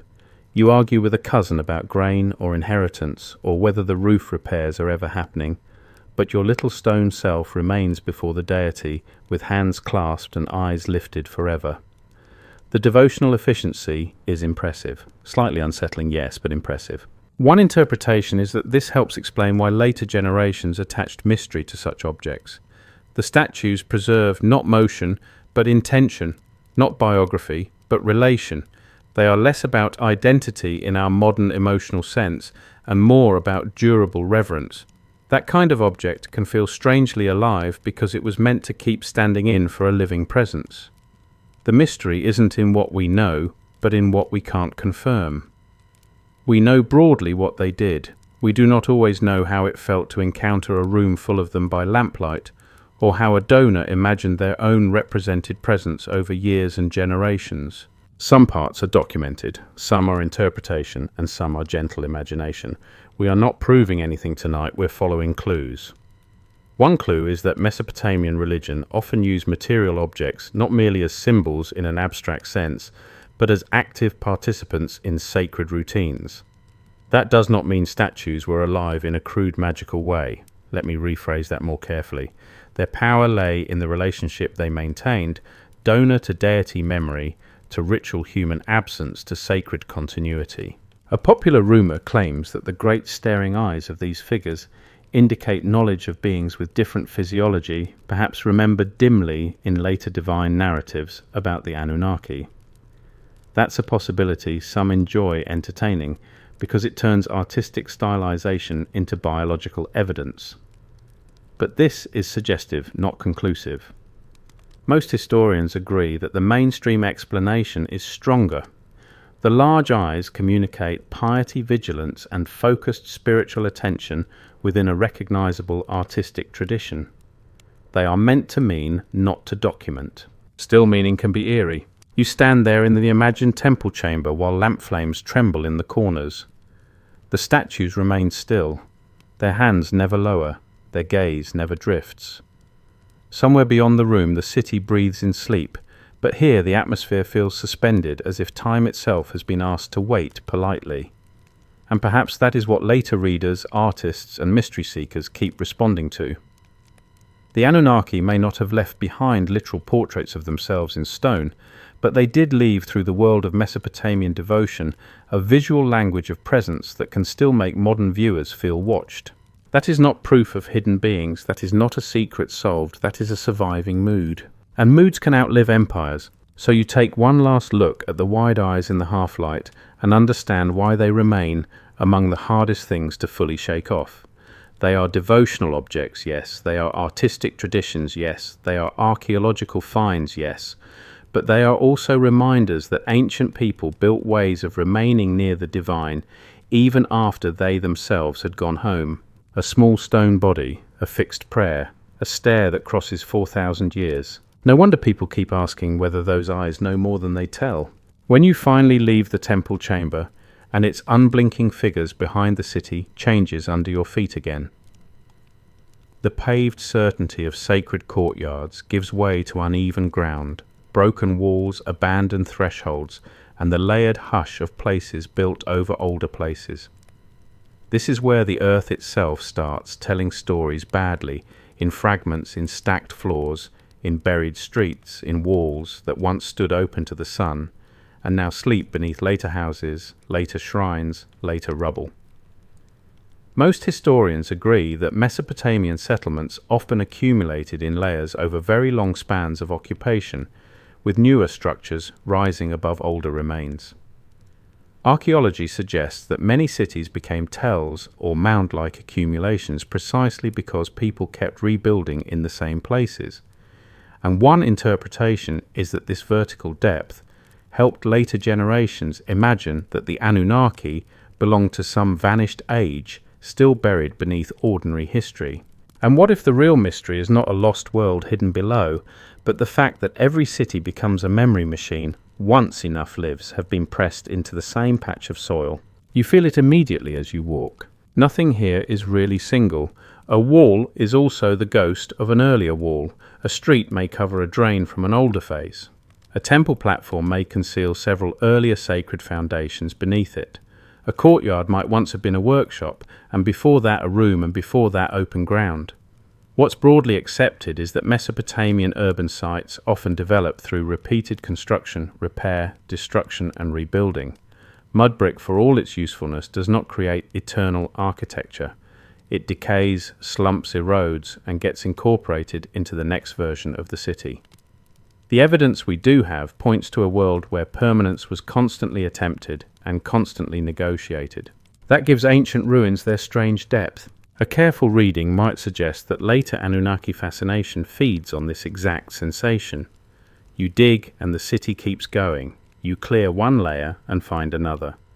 You imagine that if you only went deep enough, old enough, far enough beneath the visible past, something foundational would finally appear. A chamber, a revelation, a first city untouched by ordinary time. A fringe idea proposes that the deepest layers of Mesopotamian sites preserve traces of a forgotten era of direct divine rule, often linked in speculative writing to the Anunnaki. This theory isn't widely accepted, but it persists because archaeological depth feels theatrical. It invites the imagination to assume that older means truer, deeper means stranger, and the first version of a thing must somehow be the most charged. A more cautious explanation could be that ancient cities are layered because people are practical, stubborn, and attached to good locations. If a canal runs nearby, if the land is useful, if a sacred place has prestige, if ancestral memory clings to a site, then rebuilding on top of earlier remains makes sense. You do not move an entire civilization every time the walls crack a little. You patch, raise, reinforce, and continue. Humans are nothing if not committed to staying inconveniently close to their paperwork. Still, the layers do something to your mind. You stand at the edge of a trench and imagine the cross-section of time. Dark soil, brick collapse, ash lens, plaster floor, debris, new brick, another floor, another phase, another occupation, another family, another official, another prayer. Archaeology suggests that this stratification is one of the great gifts and frustrations of Mesopotamian sites. It allows scholars to track long-term development, but it also means no city survives in one neat frozen moment. Historians still argue whether particular changes at important sites reflect invasion, internal reorganization, gradual adaptation, environmental pressure, or ceremonial rebuilding, because the material record rarely says only one thing. There's no full consensus, and that uncertainty matters, because uncertainty is often where mystery sneaks in wearing its nicest sandals. What if the story's pointing at something else? What if one of the most powerful things the Anunnaki left behind was not an object but a depth effect? A habit of feeling that the origins of order, kingship worship, and urban life lie somewhere below the last thing we can clearly see. Not because literal divine rulers are waiting in a lower stratum with excellent posture and a stone tablet full of answers, but because layered cities naturally produce layered imagination. The past stops being a line and becomes a stack. Once that happens, every buried brick starts to feel like a threshold. Some parts are documented, some are interpretation, and some are gentle imagination. We are not proving anything tonight, we're following clues. One clue is that ancient Mesopotamians themselves were not always strangers to deep time. Most historians agree that later Mesopotamian rulers restored old temples, copied older inscriptions, and treated antiquity with reverence. The evidence we do have points to people in the ancient Near East recognizing that certain places, structures, and traditions were already ancient in their own day. That is important because it means the sense of buried ages is not only modern projection. Ancient people, too, lived among ruins, inheritances, and sacred claims about beginnings. One interpretation is that this self-awareness may have helped divine narratives and urban memory reinforce each other. If a temple stands on old foundations, if kings rebuild what their predecessors rebuilt, if myths speak of first times and divine arrangements, then the city begins to feel anchored, not merely in history, but in origin. A careful reading might suggest that the Anunnaki as figures associated with deep mythic structures of authority and order were easy to imagine as belonging to those lower, older, half-reachable levels of time. That's a possibility, not a certainty. Let me rephrase that more carefully. The archaeological depth of Mesopotamian cities does not prove a hidden age of literal divine builders. It might support the idea that physical layering encouraged sacred layering in cultural memory. A popular rumor claims that the most important discoveries have not yet been found because the true secrets of the Anunnaki lie sealed beneath later ruins, waiting for one perfect excavation to change everything. It is a wonderfully dramatic idea. It also sounds suspiciously like something invented by someone who has never spent 6 hours in heat brushing dirt from a wall line, one crumb at a time. If we treat the rumor as a possibility rather than a conclusion, the more cautious explanation could be that archaeology does indeed keep uncovering surprises, but those surprises usually deepen complexity rather than flatten it into a single revelation. The mystery isn't in one final hidden chamber. The mystery is in how much can be forgotten by accumulation alone. And accumulation is relentless. A child drops a bowl, a roof collapses, a wall is patched, a shrine is rebuilt, a dynasty falls, a new one restores the gate, another layer settles, another memory is buried. What's broadly accepted is that Mesopotamian cities were dynamic changing places, not fossilized monuments. That may be why they remain so difficult to fully understand. You are never looking at one moment, you are looking at centuries arguing with each other in brick. Historians still argue whether particular urban patterns reflect continuity or rupture reverence or opportunism, survival or ambition, because all of those forces leave similar traces once enough time passes. So you remain there a moment longer, beside the cut earth, breathing in the dry smell of old mud and older silence, and you realize that buried cities may be one of the most haunting legacies of all. The Anunnaki do not need to leave behind a shining device or a forbidden inscription if what survives instead is the stubborn sensation that below every answer lies another flaw, and beneath that flaw another question. A city on a city, a temple on a temple, a life on a life. And somewhere in that downward drift, the feeling that the deepest past is still holding its breath. From the buried layers of the city, your attention rises again, not toward a building this time, but towards something lighter and harder to pin down: names. Names that outlived walls. Names that crossed centuries by clinging to hymns, myths, temple lists, royal inscriptions, and copied tablets. Names that still sound like they belong to the beginning of things, even when you meet them late in the story. Most historians agree that divine names such as Anu, Enlil, Enki, Inanna, and the collective term Anunnaki survive through long scribal and religious traditions, though their meanings and relationships could shift over time. Archaeology suggests that Mesopotamian religion preserved continuity through repeated writing, ritual, and memory, and one interpretation is that the Anunnaki remains so mysterious because even in antiquity they may not have been one simple, fixed category. And what if the deepest thing they left behind is not an object in the ground at all, but a vocabulary still slippery enough to keep escaping every neat definition? You feel that slipperiness the moment you try to hold the word still. Anunnaki. It sounds singular in modern conversation, like the name of one clearly described group with a stable job description and excellent branding. But a careful reading might suggest something more fluid. What's broadly accepted is that the term appears in Mesopotamian sources in ways that vary by context, period, and text. Sometimes the Anunnaki seem to be a divine collective.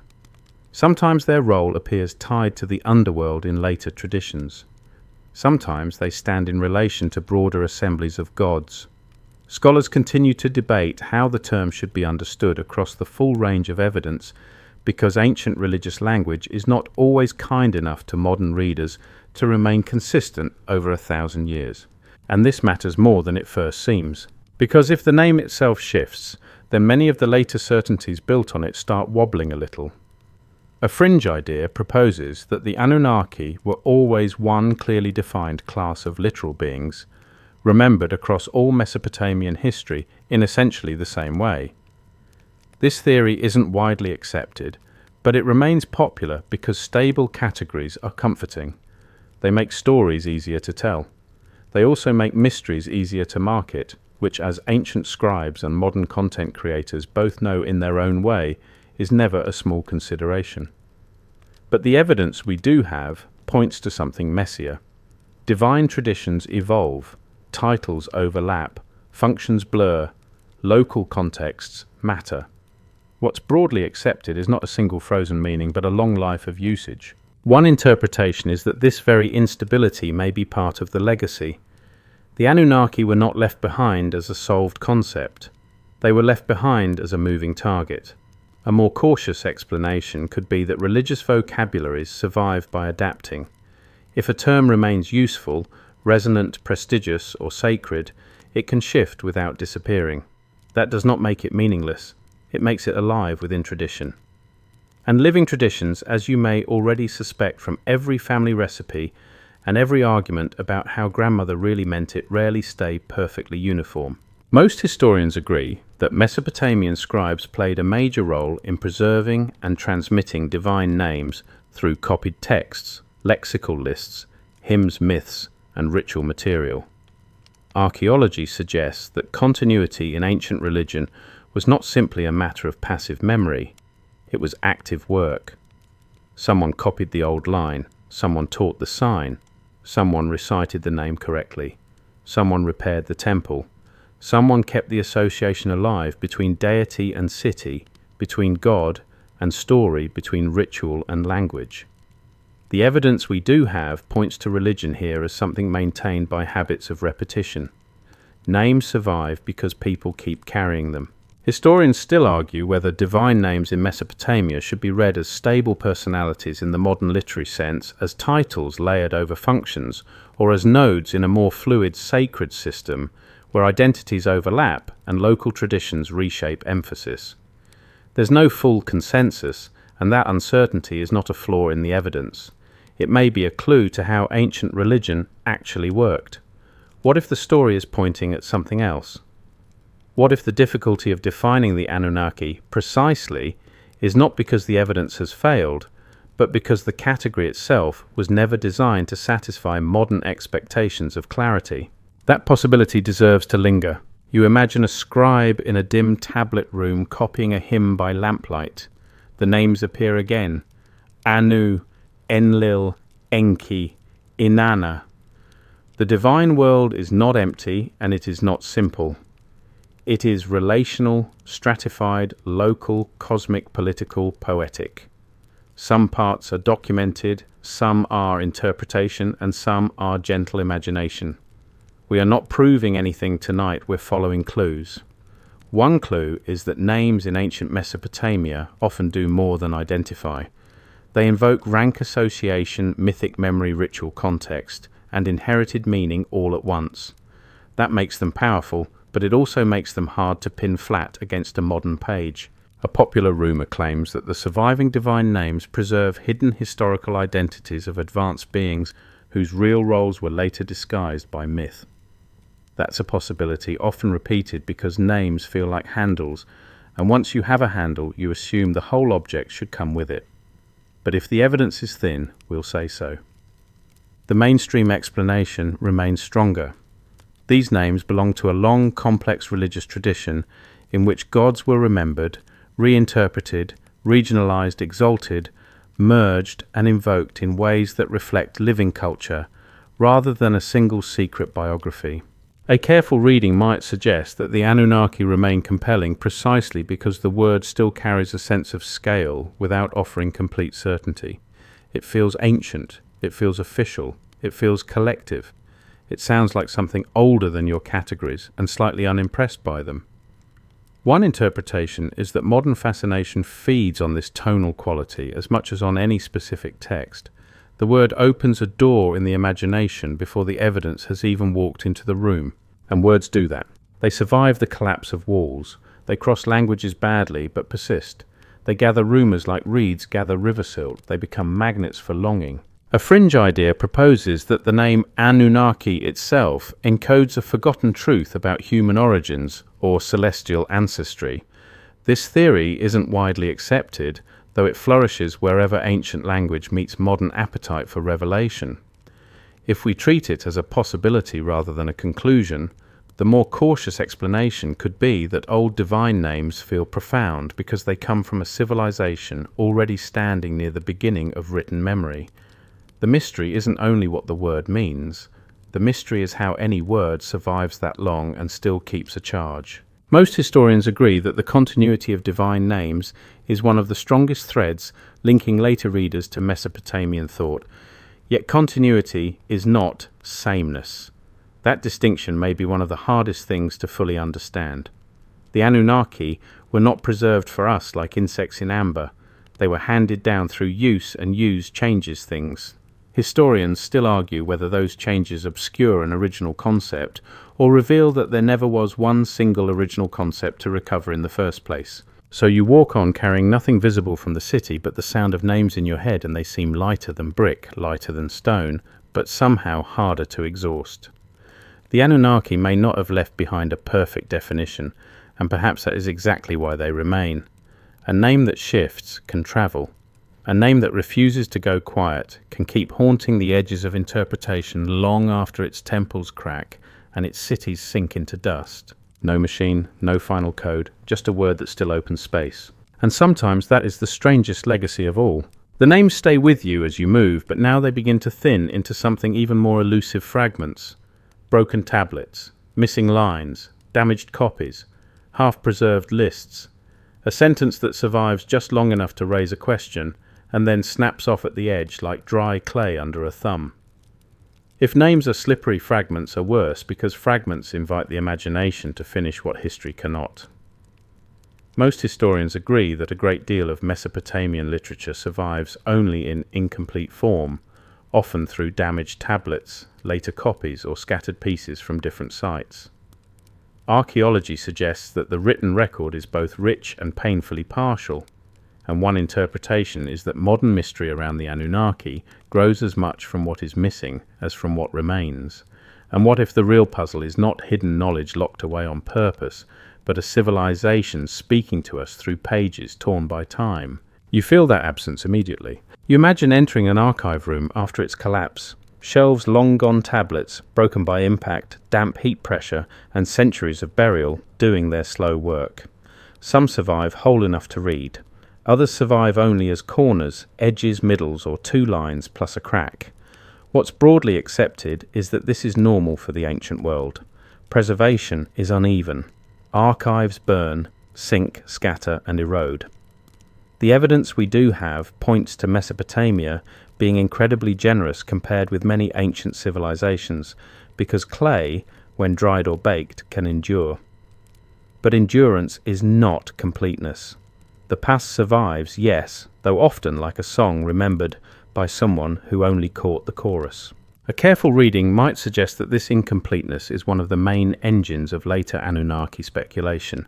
When a text is damaged, a line uncertain, a title ambiguous, or a passage preserved only through later copies, room opens up. Scholars move carefully through that room with grammar, comparison, context, and caution. Popular imagination tends to run through it, waving a lantern and shouting that it has found everything. A popular rumour claims there are missing sections of Mesopotamian texts that would settle the true story of the Anunnaki once and for all. That's a possibility people love because it promises revelation by restoration. Put the missing pieces back and suddenly the ancient world will speak plainly. Very tempting. Also not how fragmentary evidence usually behaves. A more cautious explanation could be that new pieces rarely simplify the picture. They complicate it. They give you another version, another variant, another local angle, another scribal habit, another delightful opportunity for experts to disagree politely for 70 years. Historians still argue whether many damaged passages should be restored in one way or another, especially in texts involving divine assemblies, cosmic order, underworld roles, or mythic genealogies. There's no full consensus because restoring a broken line is not like fixing a chipped mug. It involves language, genre, formula, parallels, context, and judgment. Even then, certainty is often limited, and limited certainty is not a weakness here, it is part of the truth. Most historians agree that many important Mesopotamian works survive in multiple copies from different periods, sometimes with variations. Archaeology suggests that scribes preserved, adapted, and transmitted older material rather than freezing it in one perfect version. That means the fragmentary nature of the archive is not only about physical damage, it is also about textual life. Stories changed in transmission, ritual context shifted, divine names were reused, emphases moved. The evidence we do have points to a culture of copying that valued continuity but did not always demand strict uniformity. In other words, even before the tablets broke, the tradition was already moving. What if the story is pointing at something else? What if the Anunnaki remain so difficult to define because what survives of their textual world is both incomplete and alive? Not dead data, not frozen doctrine, but literature and ritual material passed through hands, schools, temples, and centuries. If that is true, then the mystery is not only in what we lost, it is in the living instability of what remained. That's a possibility, not a certainty, but it may explain why every generation seems to meet these texts and come away with slightly different shadows in mind. Some parts are documented, some are interpretation, and some are gentle imagination. If the evidence is thin, we'll say so. And here, the evidence is often thin in exactly the places people most want it to be thick. The divine world is grand, but a corner is missing. The myth is vivid, but a line breaks. The title appears, but the context is gone. Let me rephrase that more carefully. The archive does not conceal in the modern thriller sense. It withholds because time is destructive. Preservation is uneven, and ancient writing was never arranged for your convenience. A fringe idea proposes that the most important Anunnaki texts are missing because they were deliberately suppressed, hidden, or removed from the historical record. This theory isn't widely accepted, though it thrives wherever gaps exist. Gaps make people suspicious. Silence looks intentional once your imagination has had a little caffeine. If we treat the theory as a possibility rather than a conclusion, the more cautious explanation could be that large ancient archives naturally leave uneven survival, especially across warfare, looting, neglect, and the plain bad manners of time. The mystery isn't in a grand cover-up. The mystery is in how much of human thought can vanish without anyone needing to plan it. And vanish it did. A tablet slips from a shelf, a room burns, a wall collapses, a copy is made badly, a sign is smudged, a corner breaks off, a future scholar leans over the fragment with heroic patience and still cannot make the final word behave. What's broadly accepted is that recovering Mesopotamian literature is a cumulative task built from pieces. One inscription helps another. One duplicate clarifies a damaged line elsewhere. One lexical list explains an old sign value. Archaeology suggests that understanding emerges not through one dramatic discovery alone, but through painstaking assembly, which admittedly is less cinematic than a secret vault opening at midnight, but far more faithful to reality. We are not proving anything tonight. We're following clues, and clue following in this world often means accepting that the clue itself has three missing corners. One interpretation is that this fractured survival gives the Anunnaki an unusual afterlife, because their name appears across varied materials, but never in a single perfect master file that explains everything. They remain suspended between evidence and projection. Historians still argue whether our modern hunger for a final definition is itself the wrong approach. There's no full consensus on that either, though the evidence we do have points to ancient Mesopotamian religion resisting neat summary at almost every turn, which if nothing else is consistent. So you stop in the imagined archive doorway and let the silence settle around the broken tablets. Dust on the floor, cracked edges in the lamplight, signs still visible though incomplete. It is hard not to feel moved by them, not because they promise an easy revelation, but because they do the opposite. They remind you that understanding is often built in public from loss. A civilization speaks but only in surviving pieces. The Anunnaki linger within those pieces, never entirely absent, never fully gathered. No complete library, no final line, no single text stepping forward to say very kindly, here is the answer you wanted. Just fragments, and the strange generosity of fragments, which is that they give you enough to keep listening. The broken tablets fade behind you, but they do not really disappear, because fragments have a habit of following the mind long after the hand lets them go. And by now you can probably feel the larger pattern emerging. The ruins, the towers, the seals, the names, the archives, the sky, the flood, the systems of measurement, the temple economy, the fixed stone eyes, the buried layers of cities, all of it has travelled far beyond ancient Mesopotamia into the modern imagination. Most historians agree that real discoveries from Iraq and the wider Near East, especially since the 19th century, transformed how the modern world thinks about its oldest written past. Archaeology suggests that museum collections, excavations, translations and popular retellings brought Mesopotamian material into global consciousness. And one interpretation is that modern obsession with the Anunnaki tells us as much about our own hunger for hidden meaning as it does about ancient belief. And what if the afterlife of these objects is itself one of the strangest things left behind? A second life lived in books, rumours, documentaries, forums and sleepless human curiosity. You can almost see that second life beginning. A carved seal leaves its trench and enters a museum case. A tablet travels from buried archive to conservation table to published translation. A fragmentary myth moves from cuneiform sign list to academic article to popular retelling to late-night speculation. What's broadly accepted is that modern archaeology, philology and museum practice made Mesopotamia visible again to the wider world in an unprecedented way. The evidence we do have points to a long process in which ancient materials were excavated, shipped, studied, classified, translated, argued over, retranslated, and slowly woven into modern narratives about origins, writing, religion, and civilization. And once that happened, the imagination got involved immediately. A careful reading might suggest that the modern Anunnaki phenomenon is not simply a misunderstanding of ancient texts, though misunderstanding is certainly part of it. One interpretation is that it is also a response to modern unease. Ancient Mesopotamia offers exactly the ingredients that stir restless minds: immense antiquity, broken evidence, divine names, celestial language, monumental ruins, incomplete archives, and a sense that the first cities knew something we no longer quite know how to feel.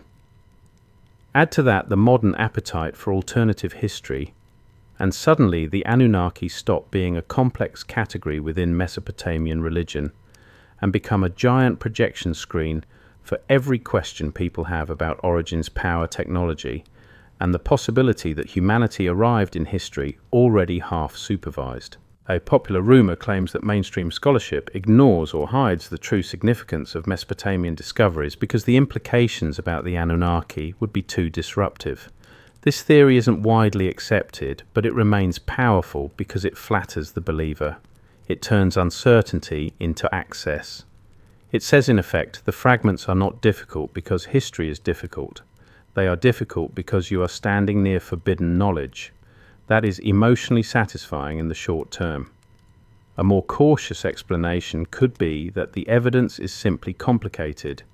Translations evolve context, matter, and ancient religion does not reduce neatly to a single cinematic thesis, no matter how dramatic the background music becomes. Historians still argue whether modern popular engagement with Mesopotamia has ultimately helped public curiosity or distorted it beyond recognition. And there is no full consensus because both are true in different ways. Public fascination brings attention, energy, funding, and interest. It also brings oversimplification, selective reading, and the irresistible urge to treat every uncertain sign as a doorway to revelation. Some parts are documented, some are interpretation, and some are gentle imagination. If the evidence is thin, we'll say so. And in the modern retellings of the Anunnaki, the evidence is often stretched until it squeaks. Still, the fascination itself deserves understanding. What if the story is pointing at something else? What if modern obsession with the Anunnaki is one more artifact we have to examine, not because it reveals a hidden ancient truth, but because it reveals a modern emotional truth? We live in a world dense with information and thin on meaning. We trust science, but we still crave myth. We admire institutions, but we also suspect they are withholding something. We have photographs of distant galaxies, and yet remain weirdly thrilled by the idea that the oldest answers might be buried in mud brick under a desert moon. That does not make the obsession historically correct, but it does make it human. and the ancient materials encourage that humanity in a very particular way. Unlike many later traditions that arrive already filtered through centuries of interpretation, Mesopotamian materials feel raw, old, and close to the beginning.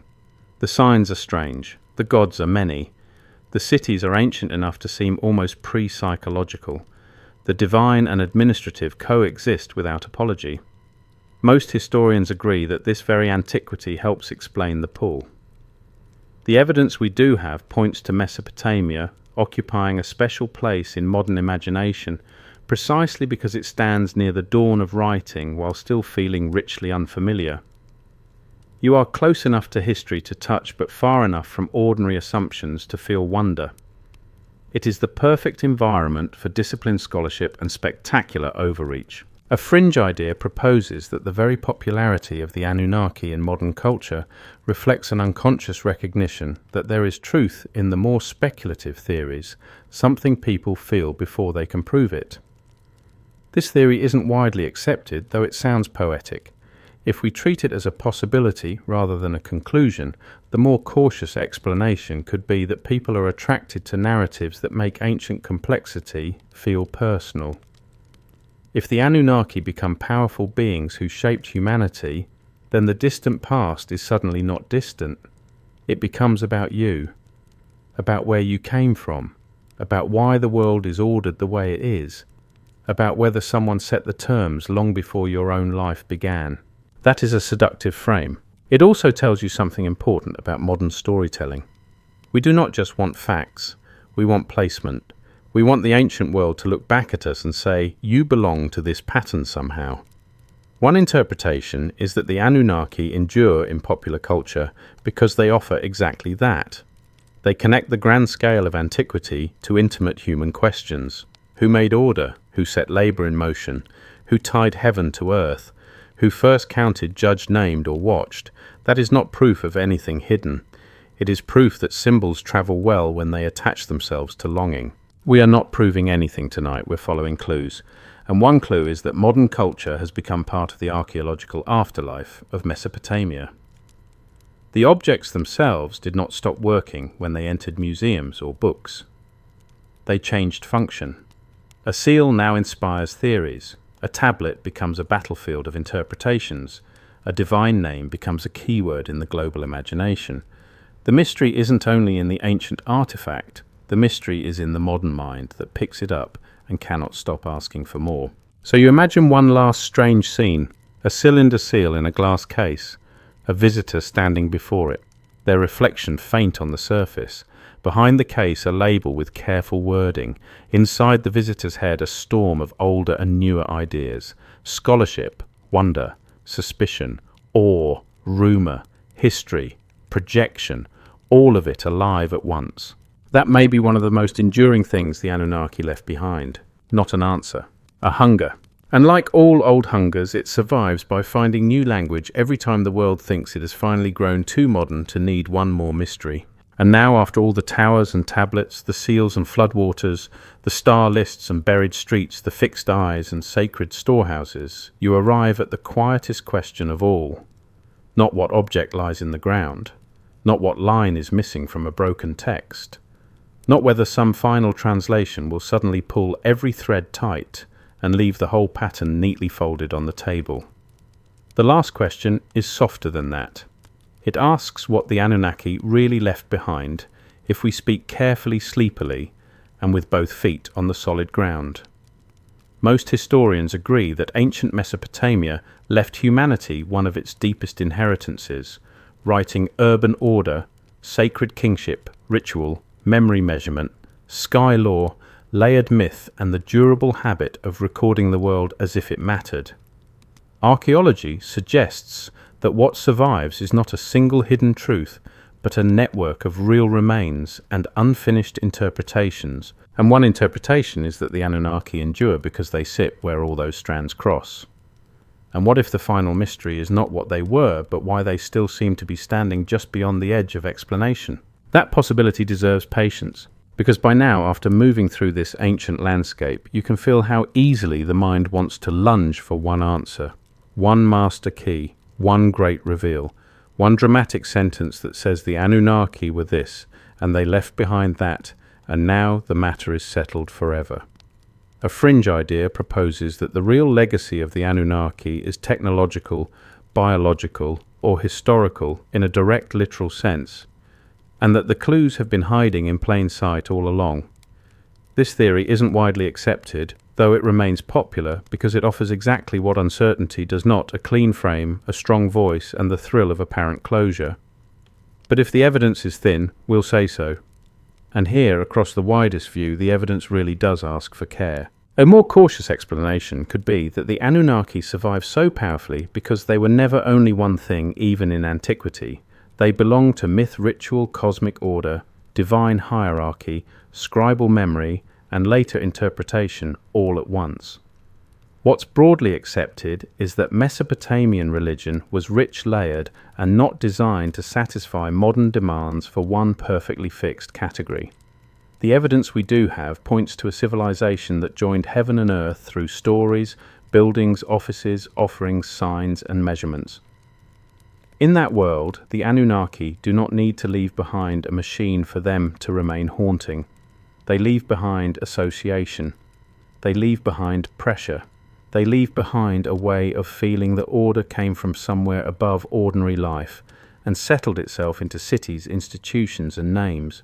Historians still argue whether the modern idea of the Anunnaki tells us more about ancient religion or modern projection, and there's no full consensus because the answer may honestly be both. Ancient texts really do preserve divine assemblies, cosmic structures, and sacred hierarchies. Later readers really do fill gaps with current desires, anxieties, and fantasies. Some parts are documented, some are interpretation, and some are gentle imagination. We'll keep the solid ground separate from the mist. On solid ground, Mesopotamia left behind extraordinary evidence of early urban civilization and a deeply textured religious world. In the mist, the Anunnaki become whatever each age most fears, hopes for, or longs to rediscover. What if the story is pointing at something else? What if the 9 things we still have not fully understood are not really 9 separate relics at all, but 9 ways of touching the same old human problem? How do you live in an ordered world without knowing exactly who ordered it? How do you inherit systems, symbols, and stories whose origins already felt ancient to the people who carried them? How do you stand under the stars or before a temple or in an archive full of broken tablets and not feel the tug of questions bigger than your evidence? That perhaps is the true legacy, not certainty, not proof, a disciplined unease, a reverent curiosity. And reverent curiosity may be the healthiest ending this subject allows. Because look at what remains. The ziggurat still rises in the mind, the tablet still speaks in fragments, the seal still rolls its tiny procession across wet clay. The flood still darkens the riverbank, the weights still balance in the storeroom, the statues still stare, the buried city still sinks another layer below your feet. The names still refuse to go quiet. The archive still breaks off just before the line you wanted most. All of these are real enough to study and strange enough to resist being flattened. Most historians agree that this mixture solid evidence with lingering uncertainty is exactly what makes ancient Mesopotamia so enduringly compelling. Let me rephrase that more carefully. The mystery is not that we know nothing.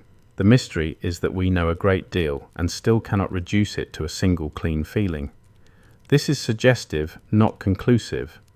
It raises the possibility that the Anunnaki remain powerful, not because they are hidden, but because they inhabit the seam between history and meaning. They stand where ruins become stories, where stories become symbols, and where symbols keep returning whenever humans feel that civilization itself may have started with instructions no one fully remembers.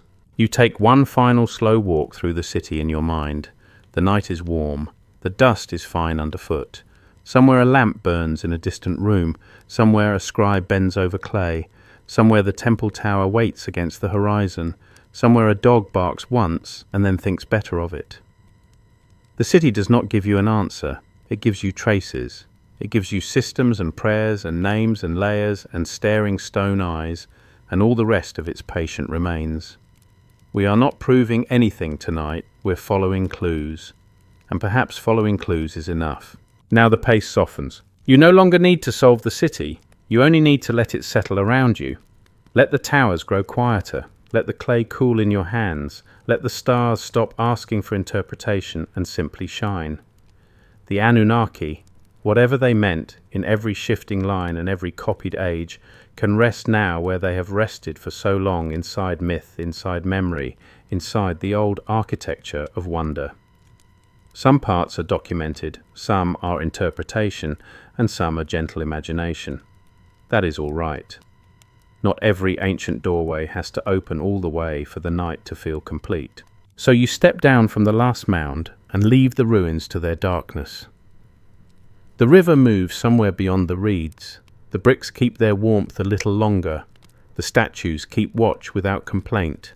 The broken tablets keep their missing corners, and the names, those old names, drift more softly, now no longer demanding answers, only presence.